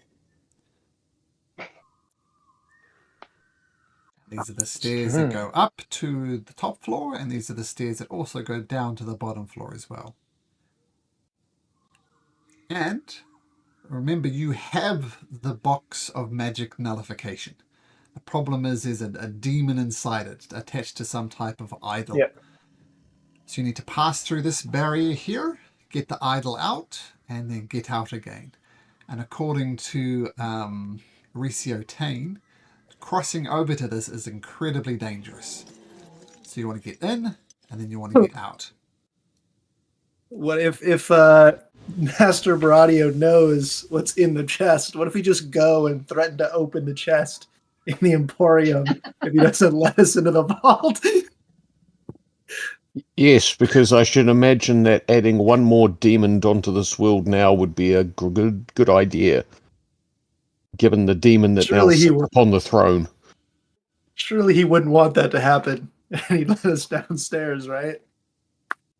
It's an option. I mean, Recio Tane said it was a being of immense power. But yeah, it's an option.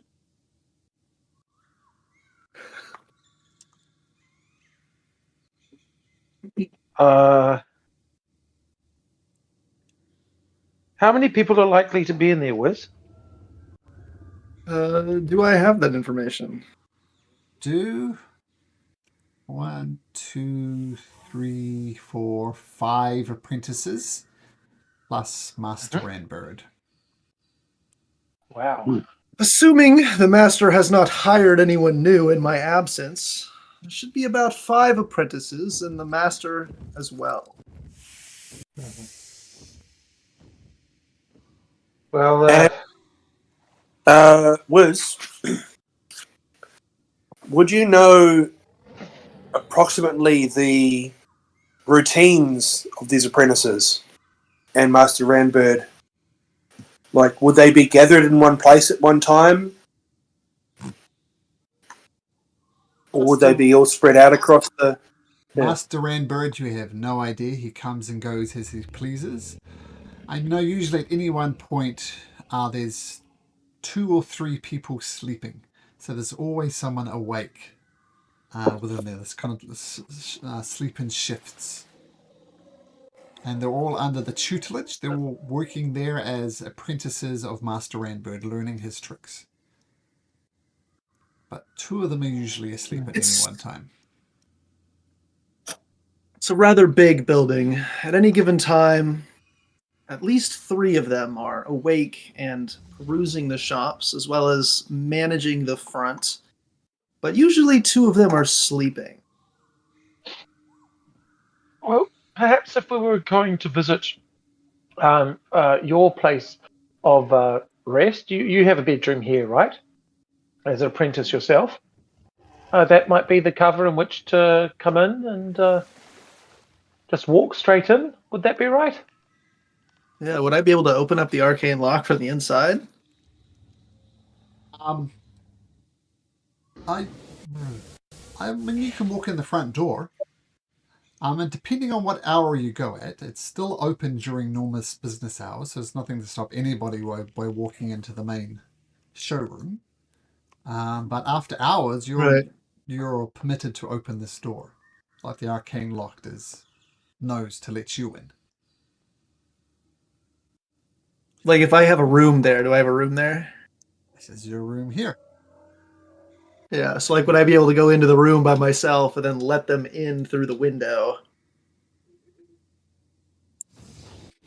And then perhaps we could take care of, like, make the sleeping ones unconscious or, like, not able to do anything and then, like, wait for, like, shift change?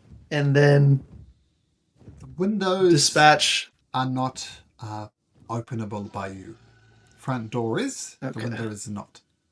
Of course, you do have the cologne that would help with that. Mhm. But one of many options. Really want to try to save as much cologne as we can.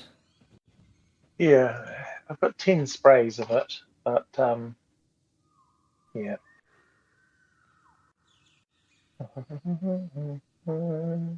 Another slight Well, complication as well. You have 30 minutes to trigger all yellow locks before you can get to the main lock. Otherwise, they just reset. So you can't do one, twiddle your thumbs for an hour, then do the next one. All need to be done with about half an hour of each other. Another thing to add is these are but mere apprentices. We would be able to take them on, surely, no problem. But the master, however, is definitely quite a bit more skilled than I am, even, in the arcane. so to avoid him would be preferable. Yes. I'm sure the 5 of us could probably take him on, but without casualties, I'm not so sure. I have not seen the upper echelon of his abilities. You would also notice that some idiot tried to rob the Emporium. Master Randbird seems to have some type of direct line to the Red Cloaks, and when they broke in, Red Cloaks were there within a minute. So there's that complication as well. If you'd found out, it's a real possibility that Red Cloaks would descend on this place. Because it is robbery, right? It's their job to stop the robbers. And as any shop, there are deterrents to thieves. The master is able to communicate somehow with the Red Cloaks, and they arrive relatively quickly. Whether the apprentices have that ability or too as well, I'm not sure. But at least the master can do that. And what would you say are the chances that Master Randberg would be amenable to what we're doing?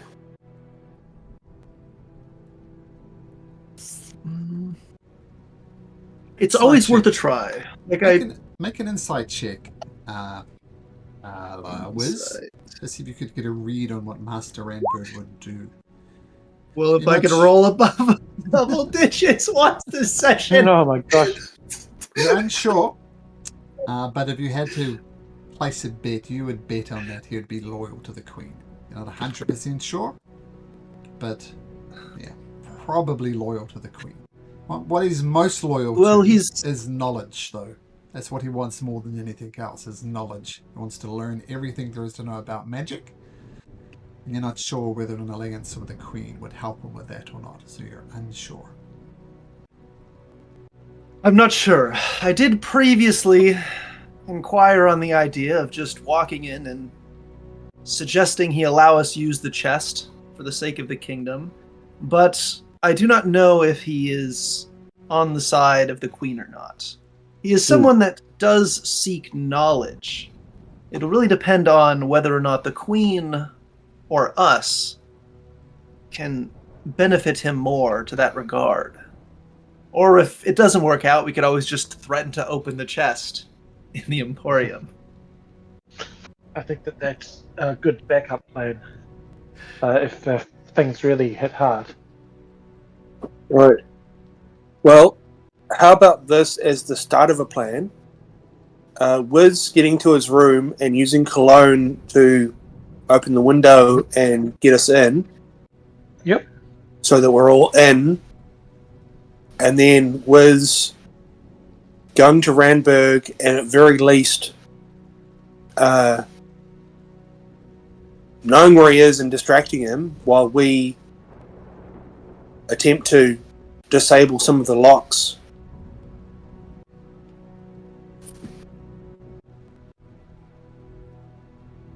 Yes, I could certainly do that. The Master is not a fan of mine, though, so how well I would be able to entertain him in his presence, I cannot promise you long. But I can do my best.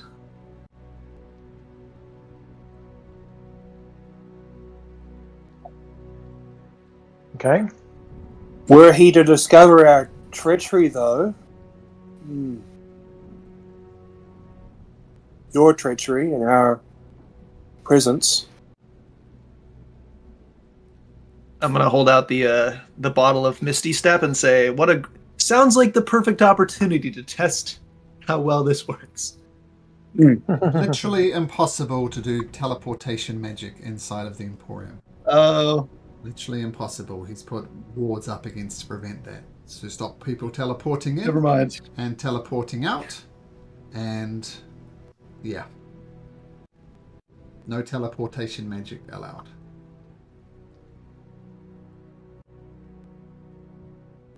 Dang it. What else do I have?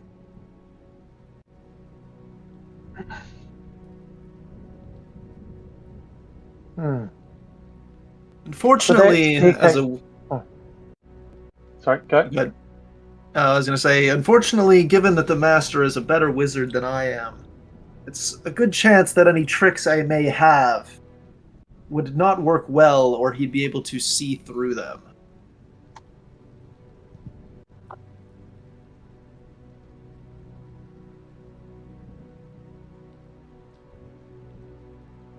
We may be able to trick the apprentices, though, right?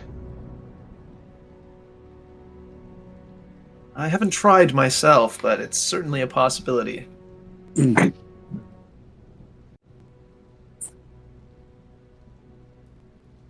But as I previously said, if we could also just find some source of knowledge that he lacks, it's possible we could always trade that information, or use it to negotiate. If anyone has any ideas.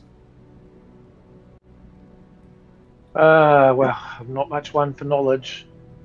It's like a back and forth, because if we go to the architect's area, there's probably something there that he would like. Oh, that is a point. So steal from the architect's home. You mean the constructor? Is that what you're trying to say? Yes, the constructor, yes. So let me just give you a lay of the land. The tomb of the constructor, Master Arlen the constructor, where you're hoping to find the master key, is located not that far out of town. Like it's right next door. And it is hidden, but Lord Signmonder or Risio Tangmonder, the two, gave you the location and how to find it. I'm sure there's a shop we could buy some rain supplies at the very least.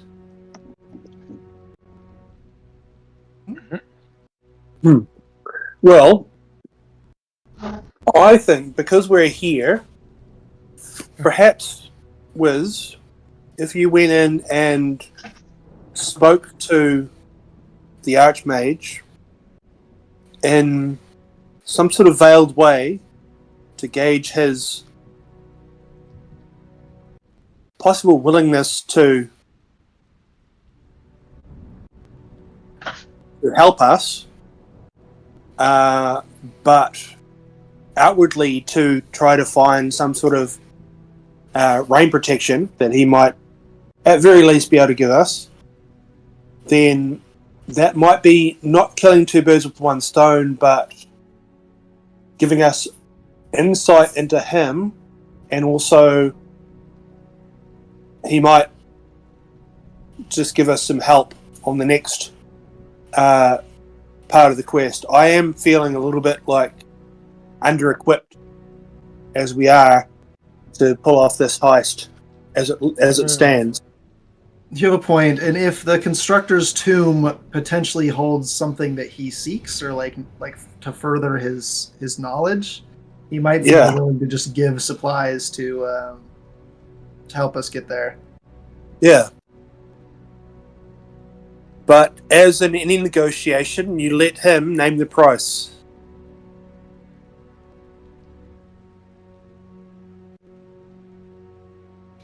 As a wizard, negotiation has never been my strong suit, but if you believe in me, I will give it my best.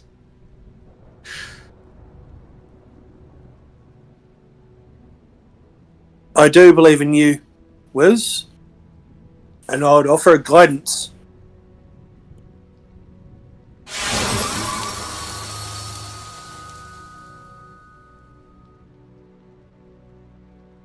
Assume that means you cast guidance on Wiz.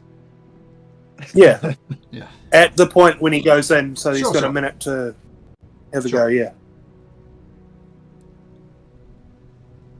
Yeah, that works for me. Well, are you indeed going to go to the Emporium and approach the Archmage? Sure. Okay. Go Wiz, go Wiz, go Wiz. Sweats profusely. Unlike the entire fate of the kingdom is resting on your shoulders, Wiz, so no pressure.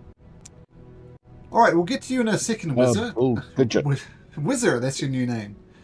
Torque, Timothy, Bouse, and Hector, are you doing anything in particular? Are you hanging back in the shadows? What are you doing? I'm going to hang back in the shadows. Is the plan that he'll open his window for us? I would have given him the cologne of dispelling, by the way, so Wiz has the cologne. I think the plan is that he's going to talk to the Archmage and get maybe feel him out on if we go to the tomb of the constructor first, there might be some knowledge we can trade for access. Okay, cool. So, save you guys. But there's no reason why we shouldn't hang around outside that window, because that's a good spot. There are still active cultists wandering the street. There are still active warehound knights looking for any type of rebellion brewing. The nonsensical commands from Princess Athena continue to ring out on the minaret of the speaker. She's really... The speaker is talking about the new laws. He once again emphasizes that ponytails will be removed via decapitation, and that smiling is forbidden, and laughter is a death sentence, which you saw the other day with the kid that wouldn't stop laughing. And in fact, every person is required to have a picture of the Queen in their room, in their house, and give praise to the Queen daily. You learn that some people have drawn pictures of the Queen. Some of them have commissioned paintings of the Queen, those who've had money, but very culty. Not culty, it's not really a cult, but an oppressive regime. I know during the time of Ferdinand Marcos in the Philippines, who eventually declared martial law and conceded to massacre several of his citizens. Even before that, he was horrible, but he still had his picture up in every school, and they recited to pledge his allegiance to him. So, that type of vibe. But regardless, there's people on the loose looking for people like you. So unless you just want to plain hide, there's something else you wish to do, please talk. Pastor Timothy and Bowson, make me a stealth check. I want to treat this as a group stealth check. All of us, when you say group, or just them? Just them, everybody except Wiz.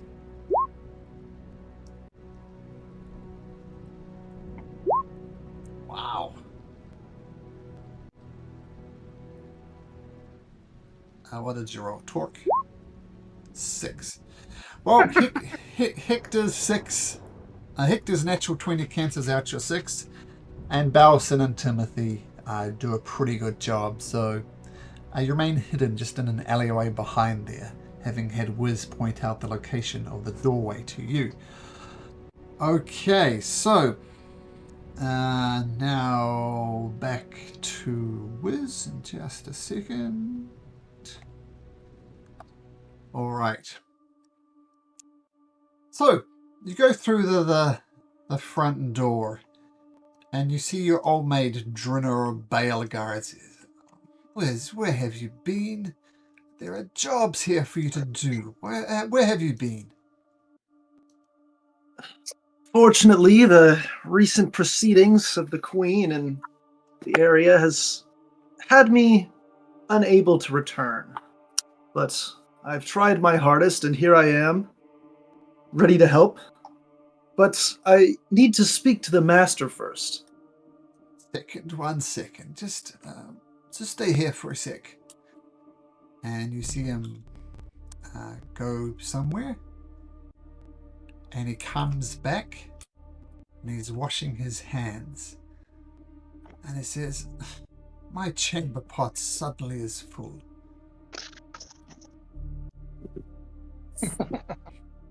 Yes. Well, so glad that you've missed me so much. You're ready to put me right back to work. But aren't you worried about the state of things? The Queen... Long may she reign. Some rulers... Oh, Jesus. Don't know who this Jesus fellow is, but you know all religions are being quashed at the moment. It sounds like a great guy, though. Who's that? That was out of character. Wasn't he the carpenter out of Drail or something? Yeah, so the chamber pot, mine especially, I left a large deposit for you there, Wiz. In his room. Yeah, which is this room over here, or this one right here. Okay. Oh, is this the Master, or is this... No. This is an apprentice. An apprentice. Oh, okay. I thought I was talking to No. Okay. No, the apprentice. This guy All here. right. Junior Baleguard. All right. I'm going to say I will get right on that. And then I'm going to go to the door. Make a deception check, I'm going to assume, as you don't, I assume, intend to empty the chamber pot, so make me a deception check. Well, luckily I've got a +9 because my under 7 streak continues. Whoa. Whoa. I need to change my dice. Wiz.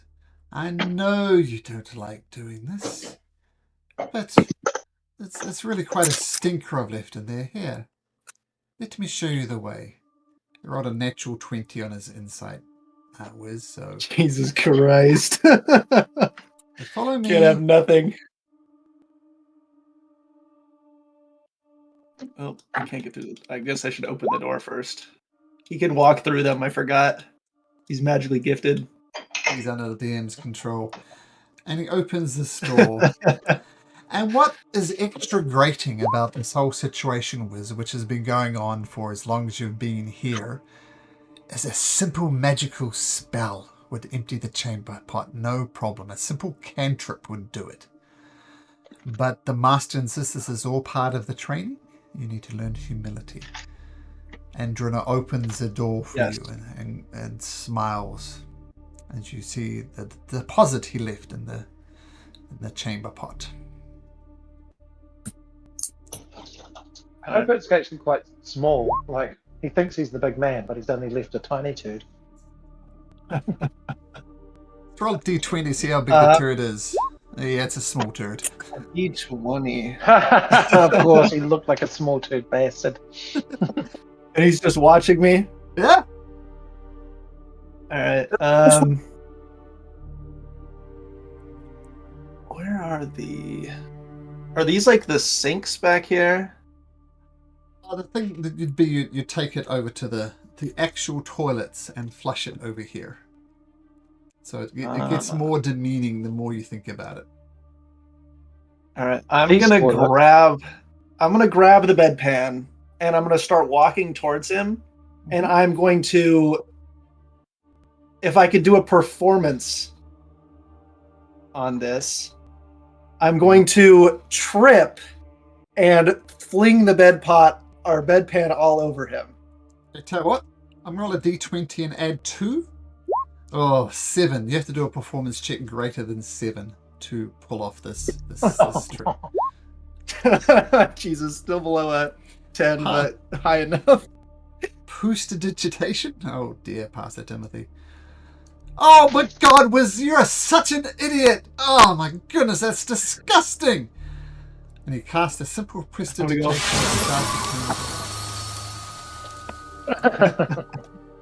Do better, you incompetent fool! My bad. Let me go get you another bedpan. And I'm gonna see if I can go buy him. And he goes back to watching the shop because that's his job, to watch the shop. all right, I'm going to attempt to go up to the master's room, if I can do that. You ascend these stairs and you pop out over here, and we'll just close that door for now. This is Master Randbird's room. I'm going to knock on the door. Make a perception check, Wiz. Perception. Yo, my first over 10 roll of the session? You hear the voice of Master Randbird. Look, Evra, you can't be here. Quick, go back into your room and lock the door behind you. We can't let it be known that you're here. Evra, stay back there. And then Master, you hear the shutting of a door. You hear the shutting of this door in particular with your excellent perception roll. And this is a room you've never been in. You've in fact never been upstairs at all, really, except for very rare occasions. So you don't really know this. But you do know this is Master Randbird's. And he says, after this brief rustle around, he says, who is it?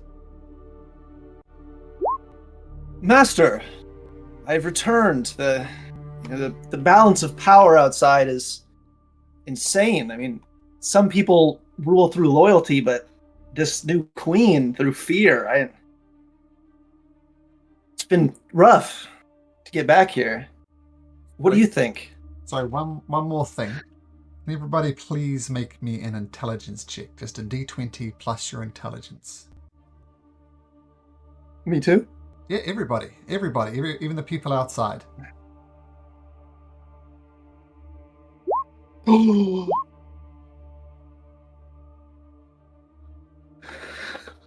It was all for this. What did you get, Torque? 8.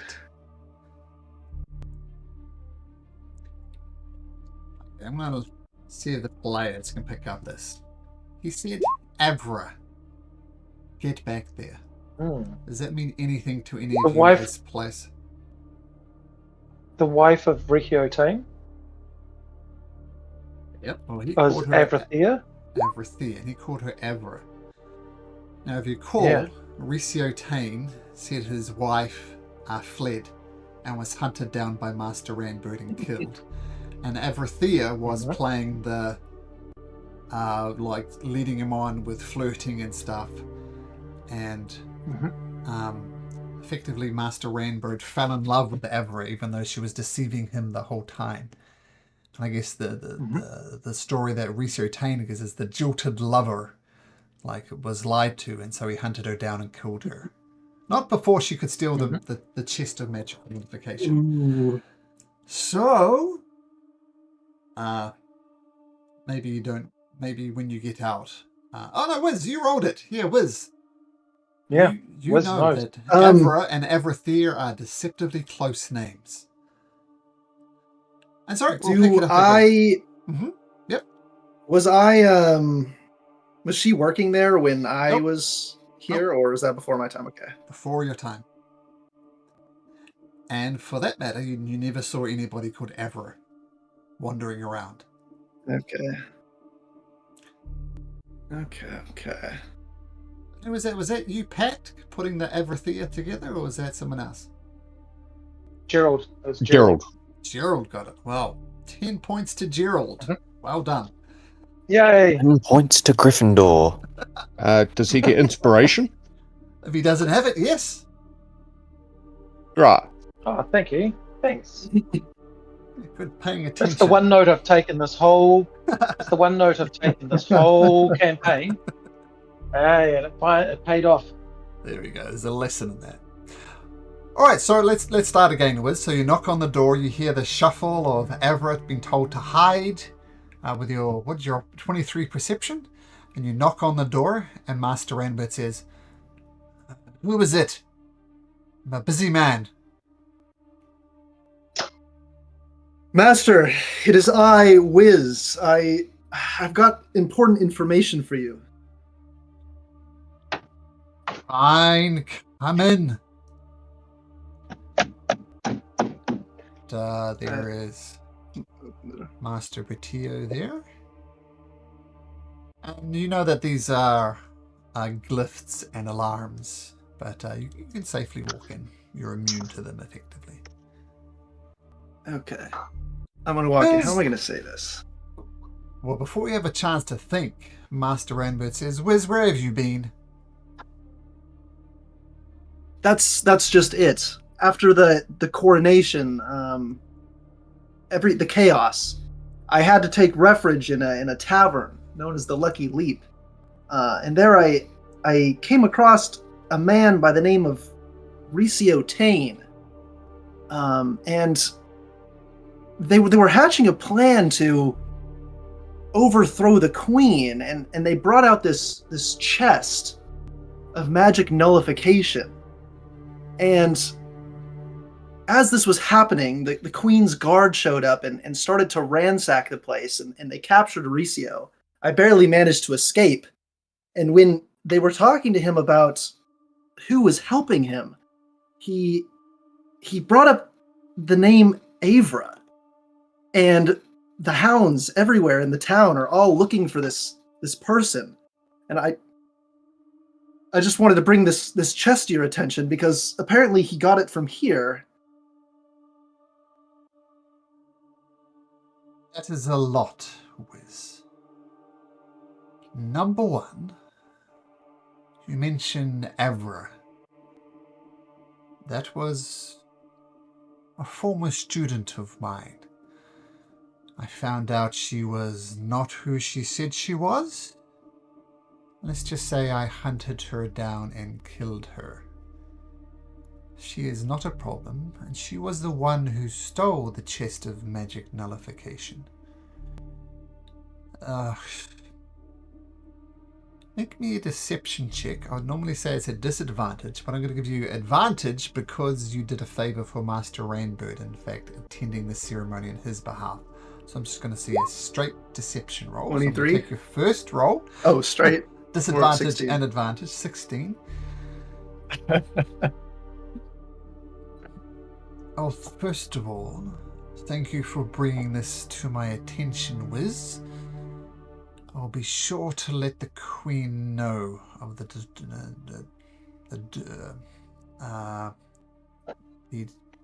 disingenuous Ricio Tane.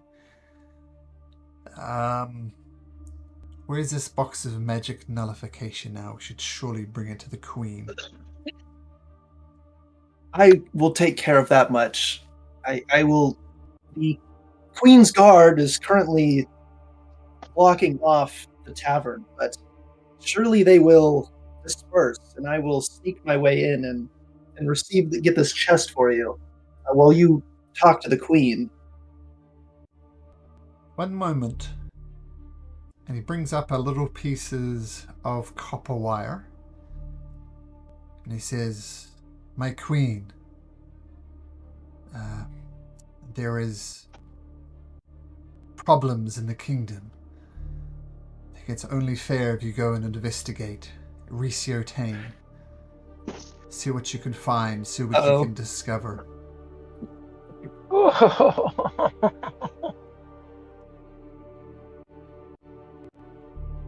So, Wiz, you've been quite busy, and I appreciate you bringing this information to my attention. And I appreciate you standing for my place. While the Queen, long may she reign, has her ways, and some of her most loyal subjects are a bit trigger-happy. I was afraid I might get caught in the crossfire. And you look a little singed around the edges, but you made it okay, Wiz, and that's great. We can resume your training.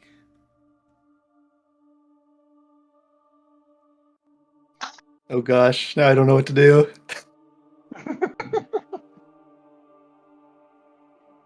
It all made so much sense in my -8 or my -1 intelligence brain.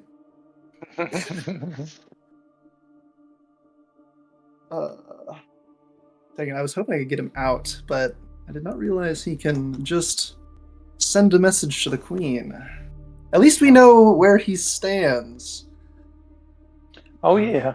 He is an archmage, and casting the message cantrip is something he's quite proficient at. You said previously that messages can't go in and out because of the ward? Oh, except for the person who put the ward there. No. Messages are fine. Teleportation is not. Okay. I'm gonna say I appreciate it, Master, for giving me this extra chance in my absence. And I'm going to start heading back down. Oh, no. And not just as yet, I- Wiz. Not just yet, Wiz. Here, come with me. And he grabs your hand, takes you over to the library. If I can get over there.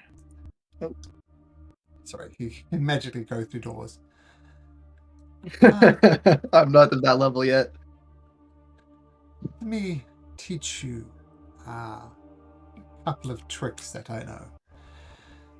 What spell levels can you cast up to? First, second level, third level? What's your maximum one? Third.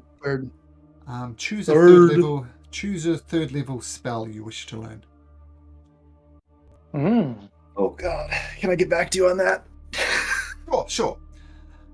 So feel free to do that offline or something, but he spends Sure. the next hour going over it with you. Do you Sweet. do anything, or do you just learn your third level spell? I want to. Is there any point in time where, like, I would be able to sneak a message cantrip out to the party without him noticing?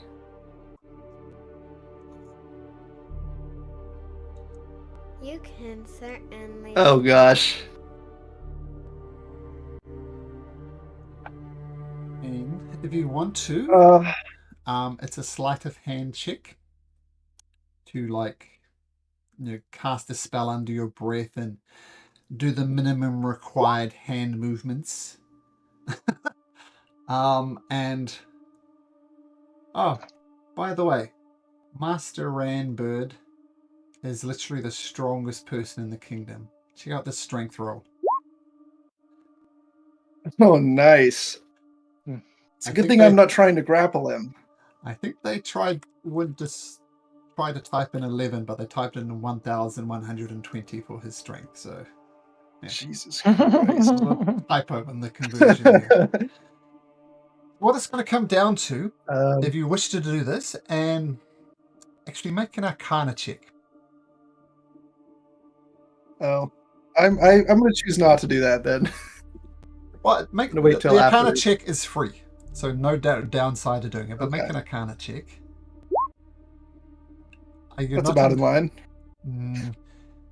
When this message goes, you're not entirely sure whether it just works for Master Ranbird or will work for you as well. And you know it works Okay. for the other wizards, but you're the chamber pot cleaner, so you're not sure. But you're not going to do it anyway? Okay. With how my rolls have been going tonight, I don't know if it's a good idea. Okay, so in other words, you're going to spend the hour learning Yes. this spell without communicating to your friends. Yes. Yes. As for shits and giggles, he has a +8 to his perception. So you rolled a 21. So just for shits and giggles, let's see what your sleight of hand would have been. Below a 10 are the cards. Of course, that means nothing mathematically or statistically, but yeah, could have gone bad. I mean, Pretty sure the odds of rolling below a 10 that many times in a row is like 0, 0, 0, 0. I mean, you had a +4 to a sleight of hand. He's a +8, so he's going to have that advantage anyway. Okay, Master Anbert says, I pray. Thank you for showing your loyalty to the Queen. Thank you for standing in my place at the coronation. I appreciate it. Wiz, you have done wonders today. Now, forgive me, I am tired. I need to go back to studies. And he retreats back to his room. Not before insisting that you leave the library as well, so he insists you leave the library, and he closes the door behind him. What do you do? As soon as he's out of there, I'm going to cast a message to, we'll go with Pastor Timothy. And I'm going to say, quick, get everyone out of the leap to the monster menagerie with the uncanny vagabonds. Message doesn't Oh, go wow. through. Oh. All right. Then I guess I will go outside and attempt to tell them. Once you get out the front, like out here, you can absolutely message them from there once you leave the premises. All right. I'm going to do that. Okay. So you hear... Somebody, what's your message saying? What I just said, get everybody out of the Lucky Leap as quick as possible. Okay, so you guys make a beeline to the Lucky Leap. Sure do. As...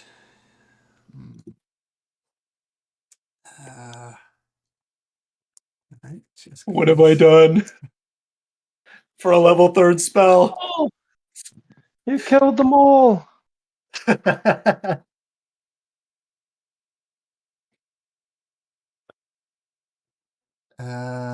Just a sec.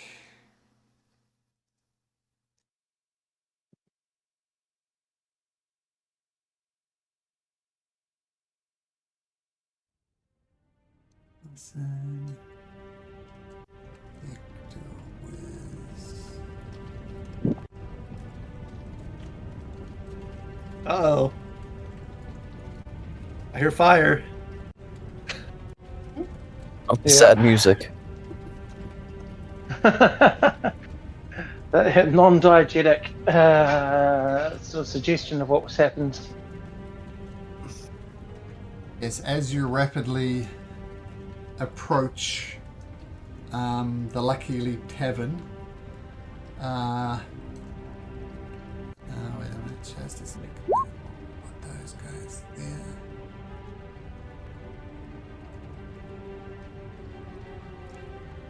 The Lucky Leap Tavern is Ablaze. Drag you to the map. How was I supposed to know this powerful wizard had detect thoughts? Is that what you tell us?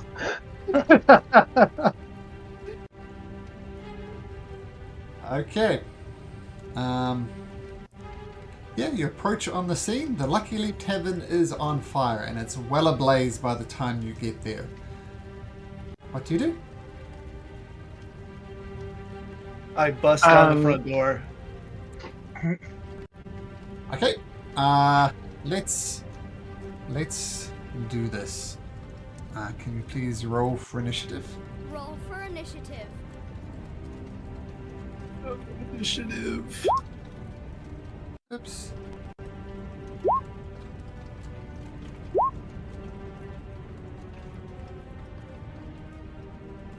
Oh.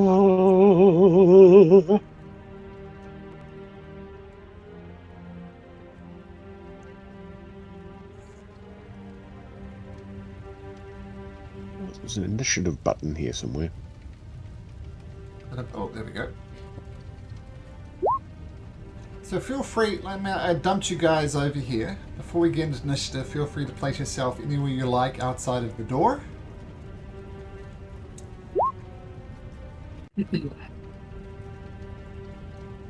might have pointed this out before, but I like it in this art, how they've got the moon actually shattered. It's a cool little detail. Alright, so... Mine didn't come through, sorry. I'm on a 6. I'm a +0, I pretty think. Well, no, I'm +1, 7. Not that makes too much difference. Okay, I got you there. So, as you approach the Lucky Tavern, your I imagine, feel free to tell me if it's not, but you go to a sprint. You see some people looking at it. Out of sheer morbid curiosity. As they hear approaching, you hear the shutters of the window shut. And you see people just peeking out there, trying desperately to not be involved in this way in any way, shape or form. But they're also insanely curious as well. Like, what's going on? Hector, you're the first to react to this burning building. What do you do? Can I peek through the window? You could do that without even a perception check. There are 2 rare hound hell knights in there, just breathing fire everywhere, setting the place ablaze. Mm-hmm.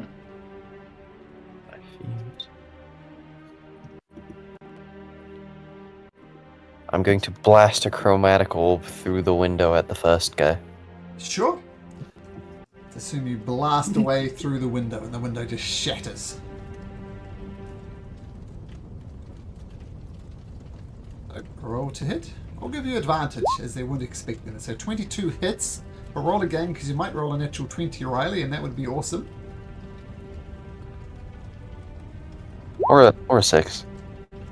Oh, regardless, a 22 still hits. I think I'll do some cold damage. Put this puppy on ice. 16. Okay, the chromatic orb shoots out and slams him in the back. And he takes 16 points of cold damage. Whoops. Minus 16. He says, "Yeah, more meat for the fire." You've got his attention, Hector.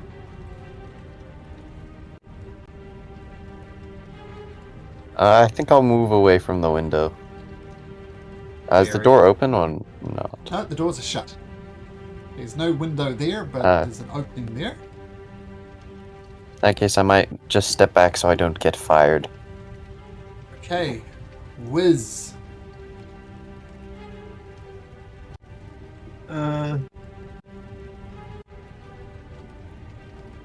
I'm gonna try to. It's a good question. I just want to point out I don't know why I'm that the moving back and people forth. you left into this person and in this place, Ricio Tane was downstairs, Lord Simonda was downstairs, Tucker and Madrika, the barmaids are there as well. Byra, Tame, and Gaia, the halfling people from the Halflings Treasury Bakery, there you left them in there. And there was the Laughing Son and the mum and the dad, you sent them there as well. Yep. The last place you left them was downstairs. So Wiz, what do you do? I'm going to look. I'm going to open the door. And I'm going to cast Guiding Bolt. That's some sort of really powerful 3rd level spell that you've just learned. I haven't learned any yet. I'm sure you did. Oh, you learnt it, but you can't cast it. You need to study your spell book. So, yeah, but okay, regardless. Guiding Bolt, let's see if it hits. Oh, that was damage, not chance to hit. Oh, the Guiding Bolt goes nope. well wide. The thick smoke makes it difficult to shoot them. I'm gonna back up, Okay, and that'll be it. Balson. I am going to run in. So Sure. what's that? One.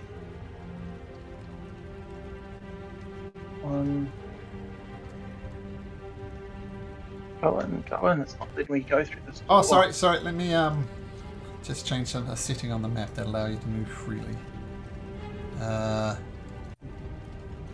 Okay, that should have fixed that. Feel free to should be able to move it now. Yeah.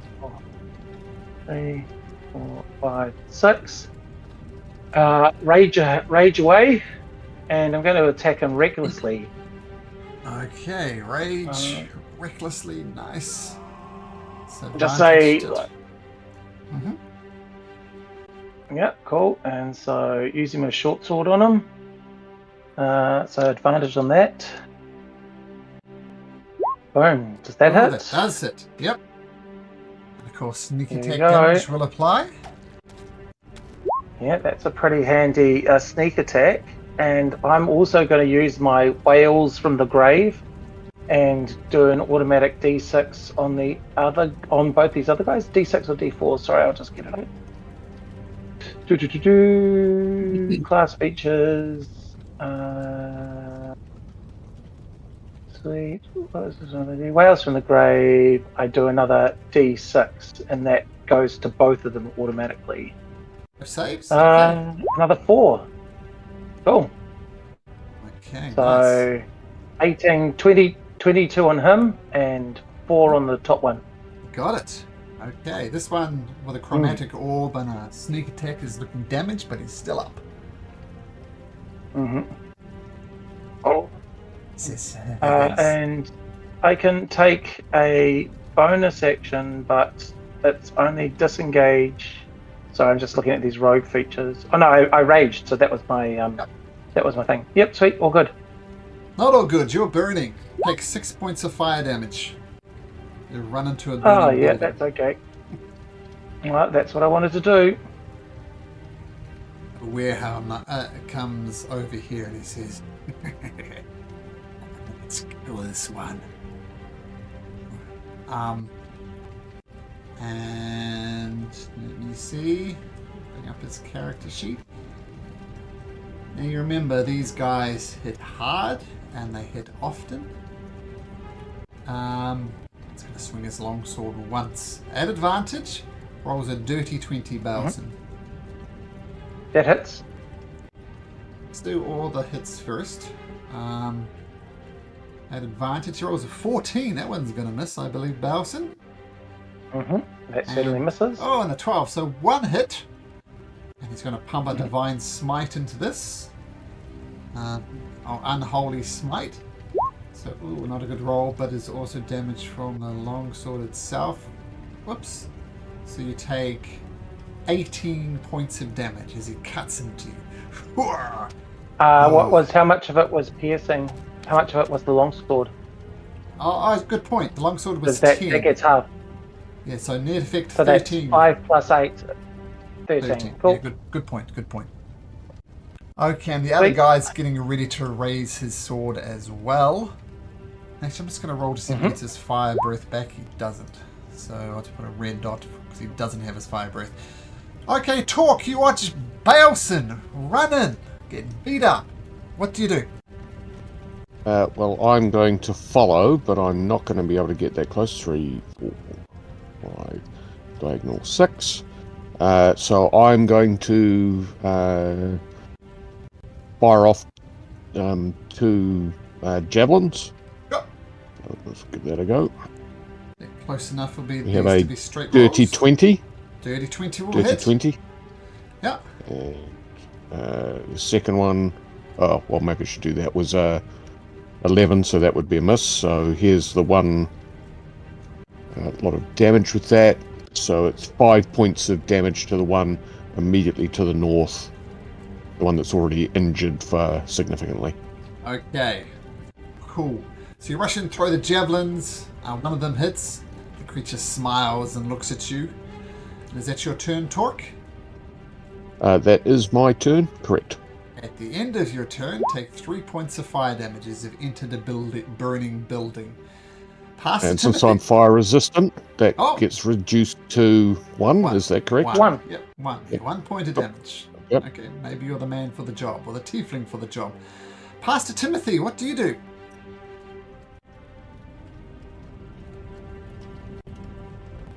Do you unmute yourself?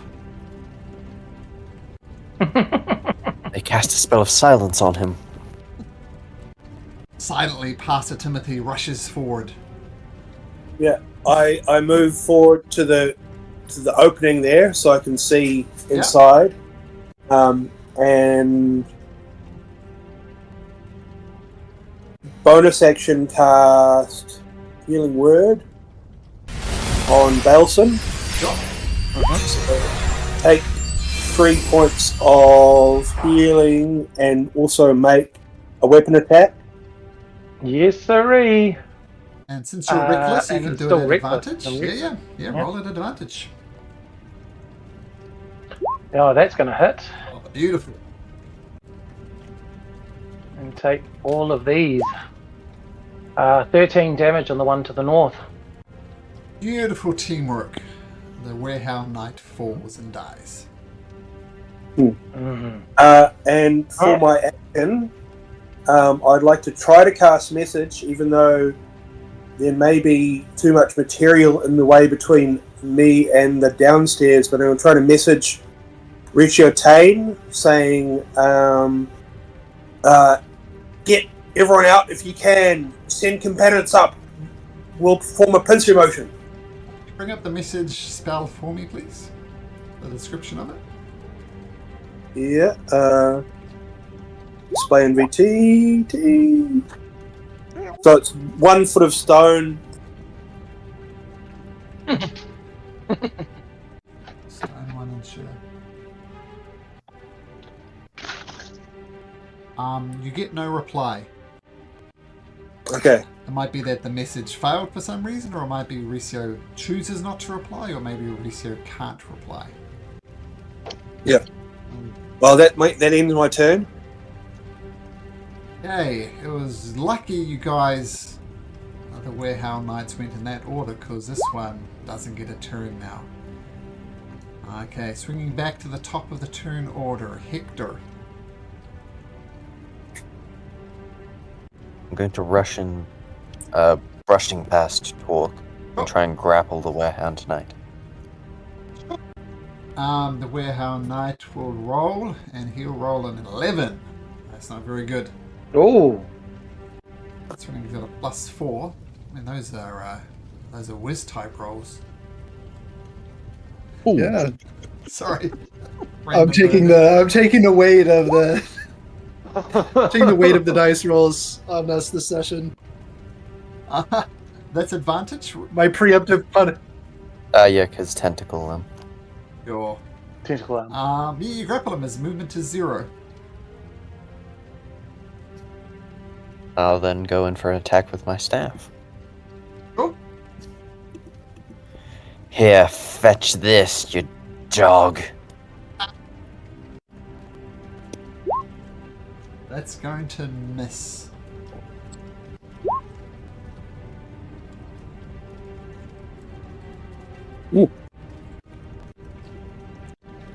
Okay, well then I'll spend another key point to make 2 more attacks. Sure.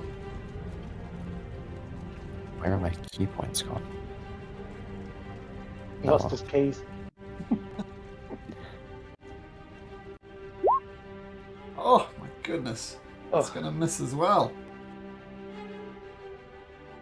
There we go. That should hit. You get advantage when you have someone grappled, is that correct?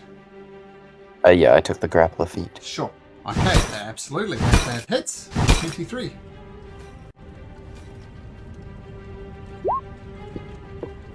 Points of bludgeoning damage. You punch him in the face. Boom. Nice. Down, boy. I'll get you yet, buddy. Is that your turn, Hector? Yep. Okay. Liz, what have you done? Oh my goodness. Wiz, what do you do? You know what you've done. What do you This do? was the dice rolls were all just premeditated punishment for what I've done. I'm going to. Can't really do a whole lot here. You have the mending cantrip. Oh, Hector! Hector, I at the end do of your not. turn, you take 3 points of fire damage. Hector, 3 points of fire damage. Sorry, Wiz, as you were. I'll just Witch's Bolt. Sure. 19 Hey! Might hit. misses. No. Oh, never mind. Yep. Once again, they're wearing that's all I plate did. mail armor and a shield, so the base armor class is 20. So the witch bolt just goes wild. And Baleson, you look as Hector wraps this guy up in a tentacle. What do you do? I'm going to continue attacking recklessly, just because I want to get a higher dice roll more than anything. Boom. Hey! Oh, that'll hit. For sure. 20! Yeah. And so that's... Oh, that's pretty good for that, isn't it? That's just... Yeah, so I get another 3 dice. Another 3d6. Yeah, you do. Oh, that was a monster hit. Oh, it was. 34. Beautiful. Natural 20! Slicing and dice. Is he still standing? Yeah, just. Alright, I'm just gonna use my disengage action, my rogue, my cunning action, and just get outside here and have a breather.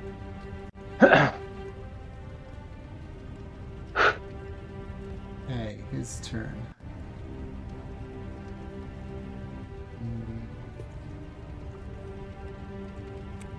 It's grappled.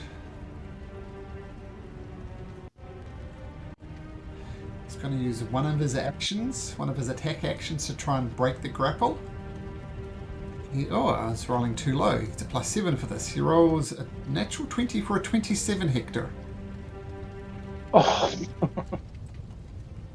I cannot beat that. If you roll a natural 20, you do. There's always a chance. I think natural 20 should always be rewarded, so if you roll a natural 20, you'll keep him at arm's bay, but you don't. So he snaps off your gravel. Grappler says, I have enough of you. Your friends, they may kill me, but I'll strike you down and the queen will reward me in the next life. So he's only going to get 2 attacks against you. The first one he swings, rolls a 16. Hector, I think that hits. Yeah, it hits. And he swings again, 13. So just the one That hit. doesn't hit. Alright, so he's going to pump a divine smite into this. So it's 11 slashing, plus that's much. So 27 points of damage as he just carves into you. And the second one swings wildly and misses. Torque, you watch Hector take a massive blow. What do you do? Well, I'll advance. I don't mind the hot conditions here. And I shall flail at him with a dirty 20. Dirty 20 a hit. hits. Yeah? And we might as well swing the second one, which is 23. So that's 2 hits. We'll roll the first one. Is 5 points of... That's one more point than you needed. He was on 4 hit points. As he goes down screaming. And since he's on the ground and the second one was a hit anyway, I'm going to cave his helmet in and on top of him since I'm so upset. Now the secret door to the... We just have to go down into the cellar, and then from the cellar there's a secret door down to the secret hidden layer. Is that correct? It's a secret door here behind the toilet. I want to make it secret so you can see. So this one here, if you go through here, you'll start heading down into the basement. All right. Well, so I didn't know if it was the stairwell. This is an up and down one. All right. Well, I'm going to rush my way towards that try and get down there as quickly as I can to see if there's anyone still there. These are stairs going to the upper level, so they don't go down. Well, So we Well, need to go I through didn't know there. if we're still on turn order. That's my Oh. limit of my movement. Oh, we are in I'm a- turn order for sure. At the end of your turn, Torque, take 1 point of fire damage. And if I halve that, how much do I get? It's always at least 1, so you get 1 point Alright. of damage. Okay. Okay, pass to Timothy. Alright. Torque is 30 feet away from me, so I'm going to distance spell cast Heroism on him, which means that at the... I'll just cast it in VTT.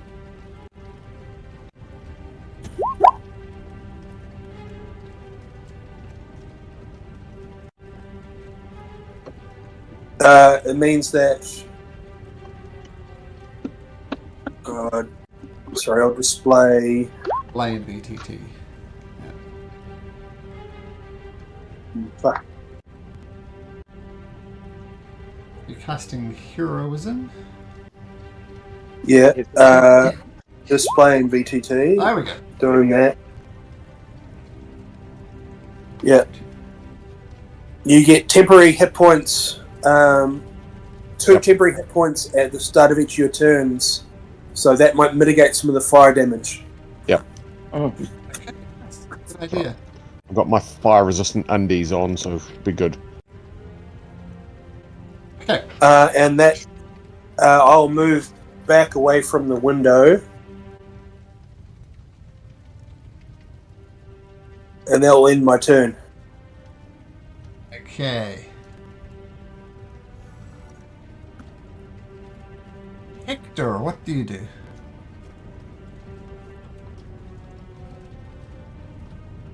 I will follow Bork, and I will take the dash action Sure. to see if I can get into the cellar.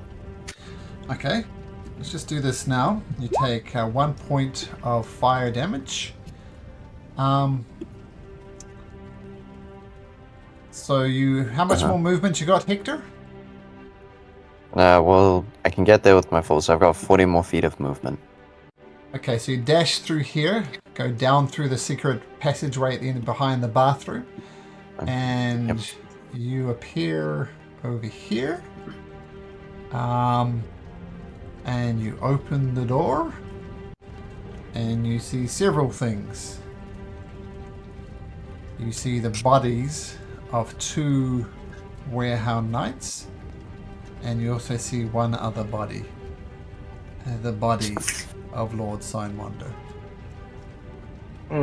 Oh! I've got 20 more feet of movement. I guess I'll go see if there's any bodies upstairs. But there's still the secret level, which you need to descend over here. If you descend over there, you go down 1 more level, which is where the halflings, Recio Tane, all those guys would be. Is this area currently on fire? Oh yeah, it is. No. Well, that's my movement. All right.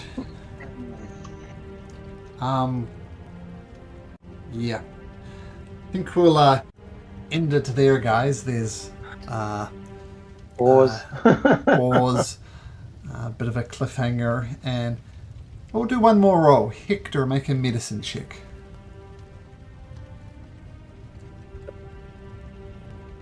Looks pretty dead to me. Yeah, does look pretty dead to you. It looks as if he was battling 2 Warehound Knights, and he fell by their blade. He is very thoroughly dead. So you know, like, cure light wounds. That's stating he's a Dungeons and Dragons player, but cure wounds, healing word, will not help Lord Signwander. He is gone. And as Hector realizes this, the rest of you realize this, your thoughts turn to Recio Tane, Haka, Madrika, the barmaids, Byra, Tane, Gaia, the halflings. And that nice family you saved from the Hellhound Knights. Where are they now? Mhm. Okay, guys. What about the chest? All right, thank you. You've got the chest. What You've a got the weird chest. thing. Bye. The chest is in Oh, your hand. Wowee. So don't worry about the chest. Yeah. Dum, dum, Wowee. dum. All right.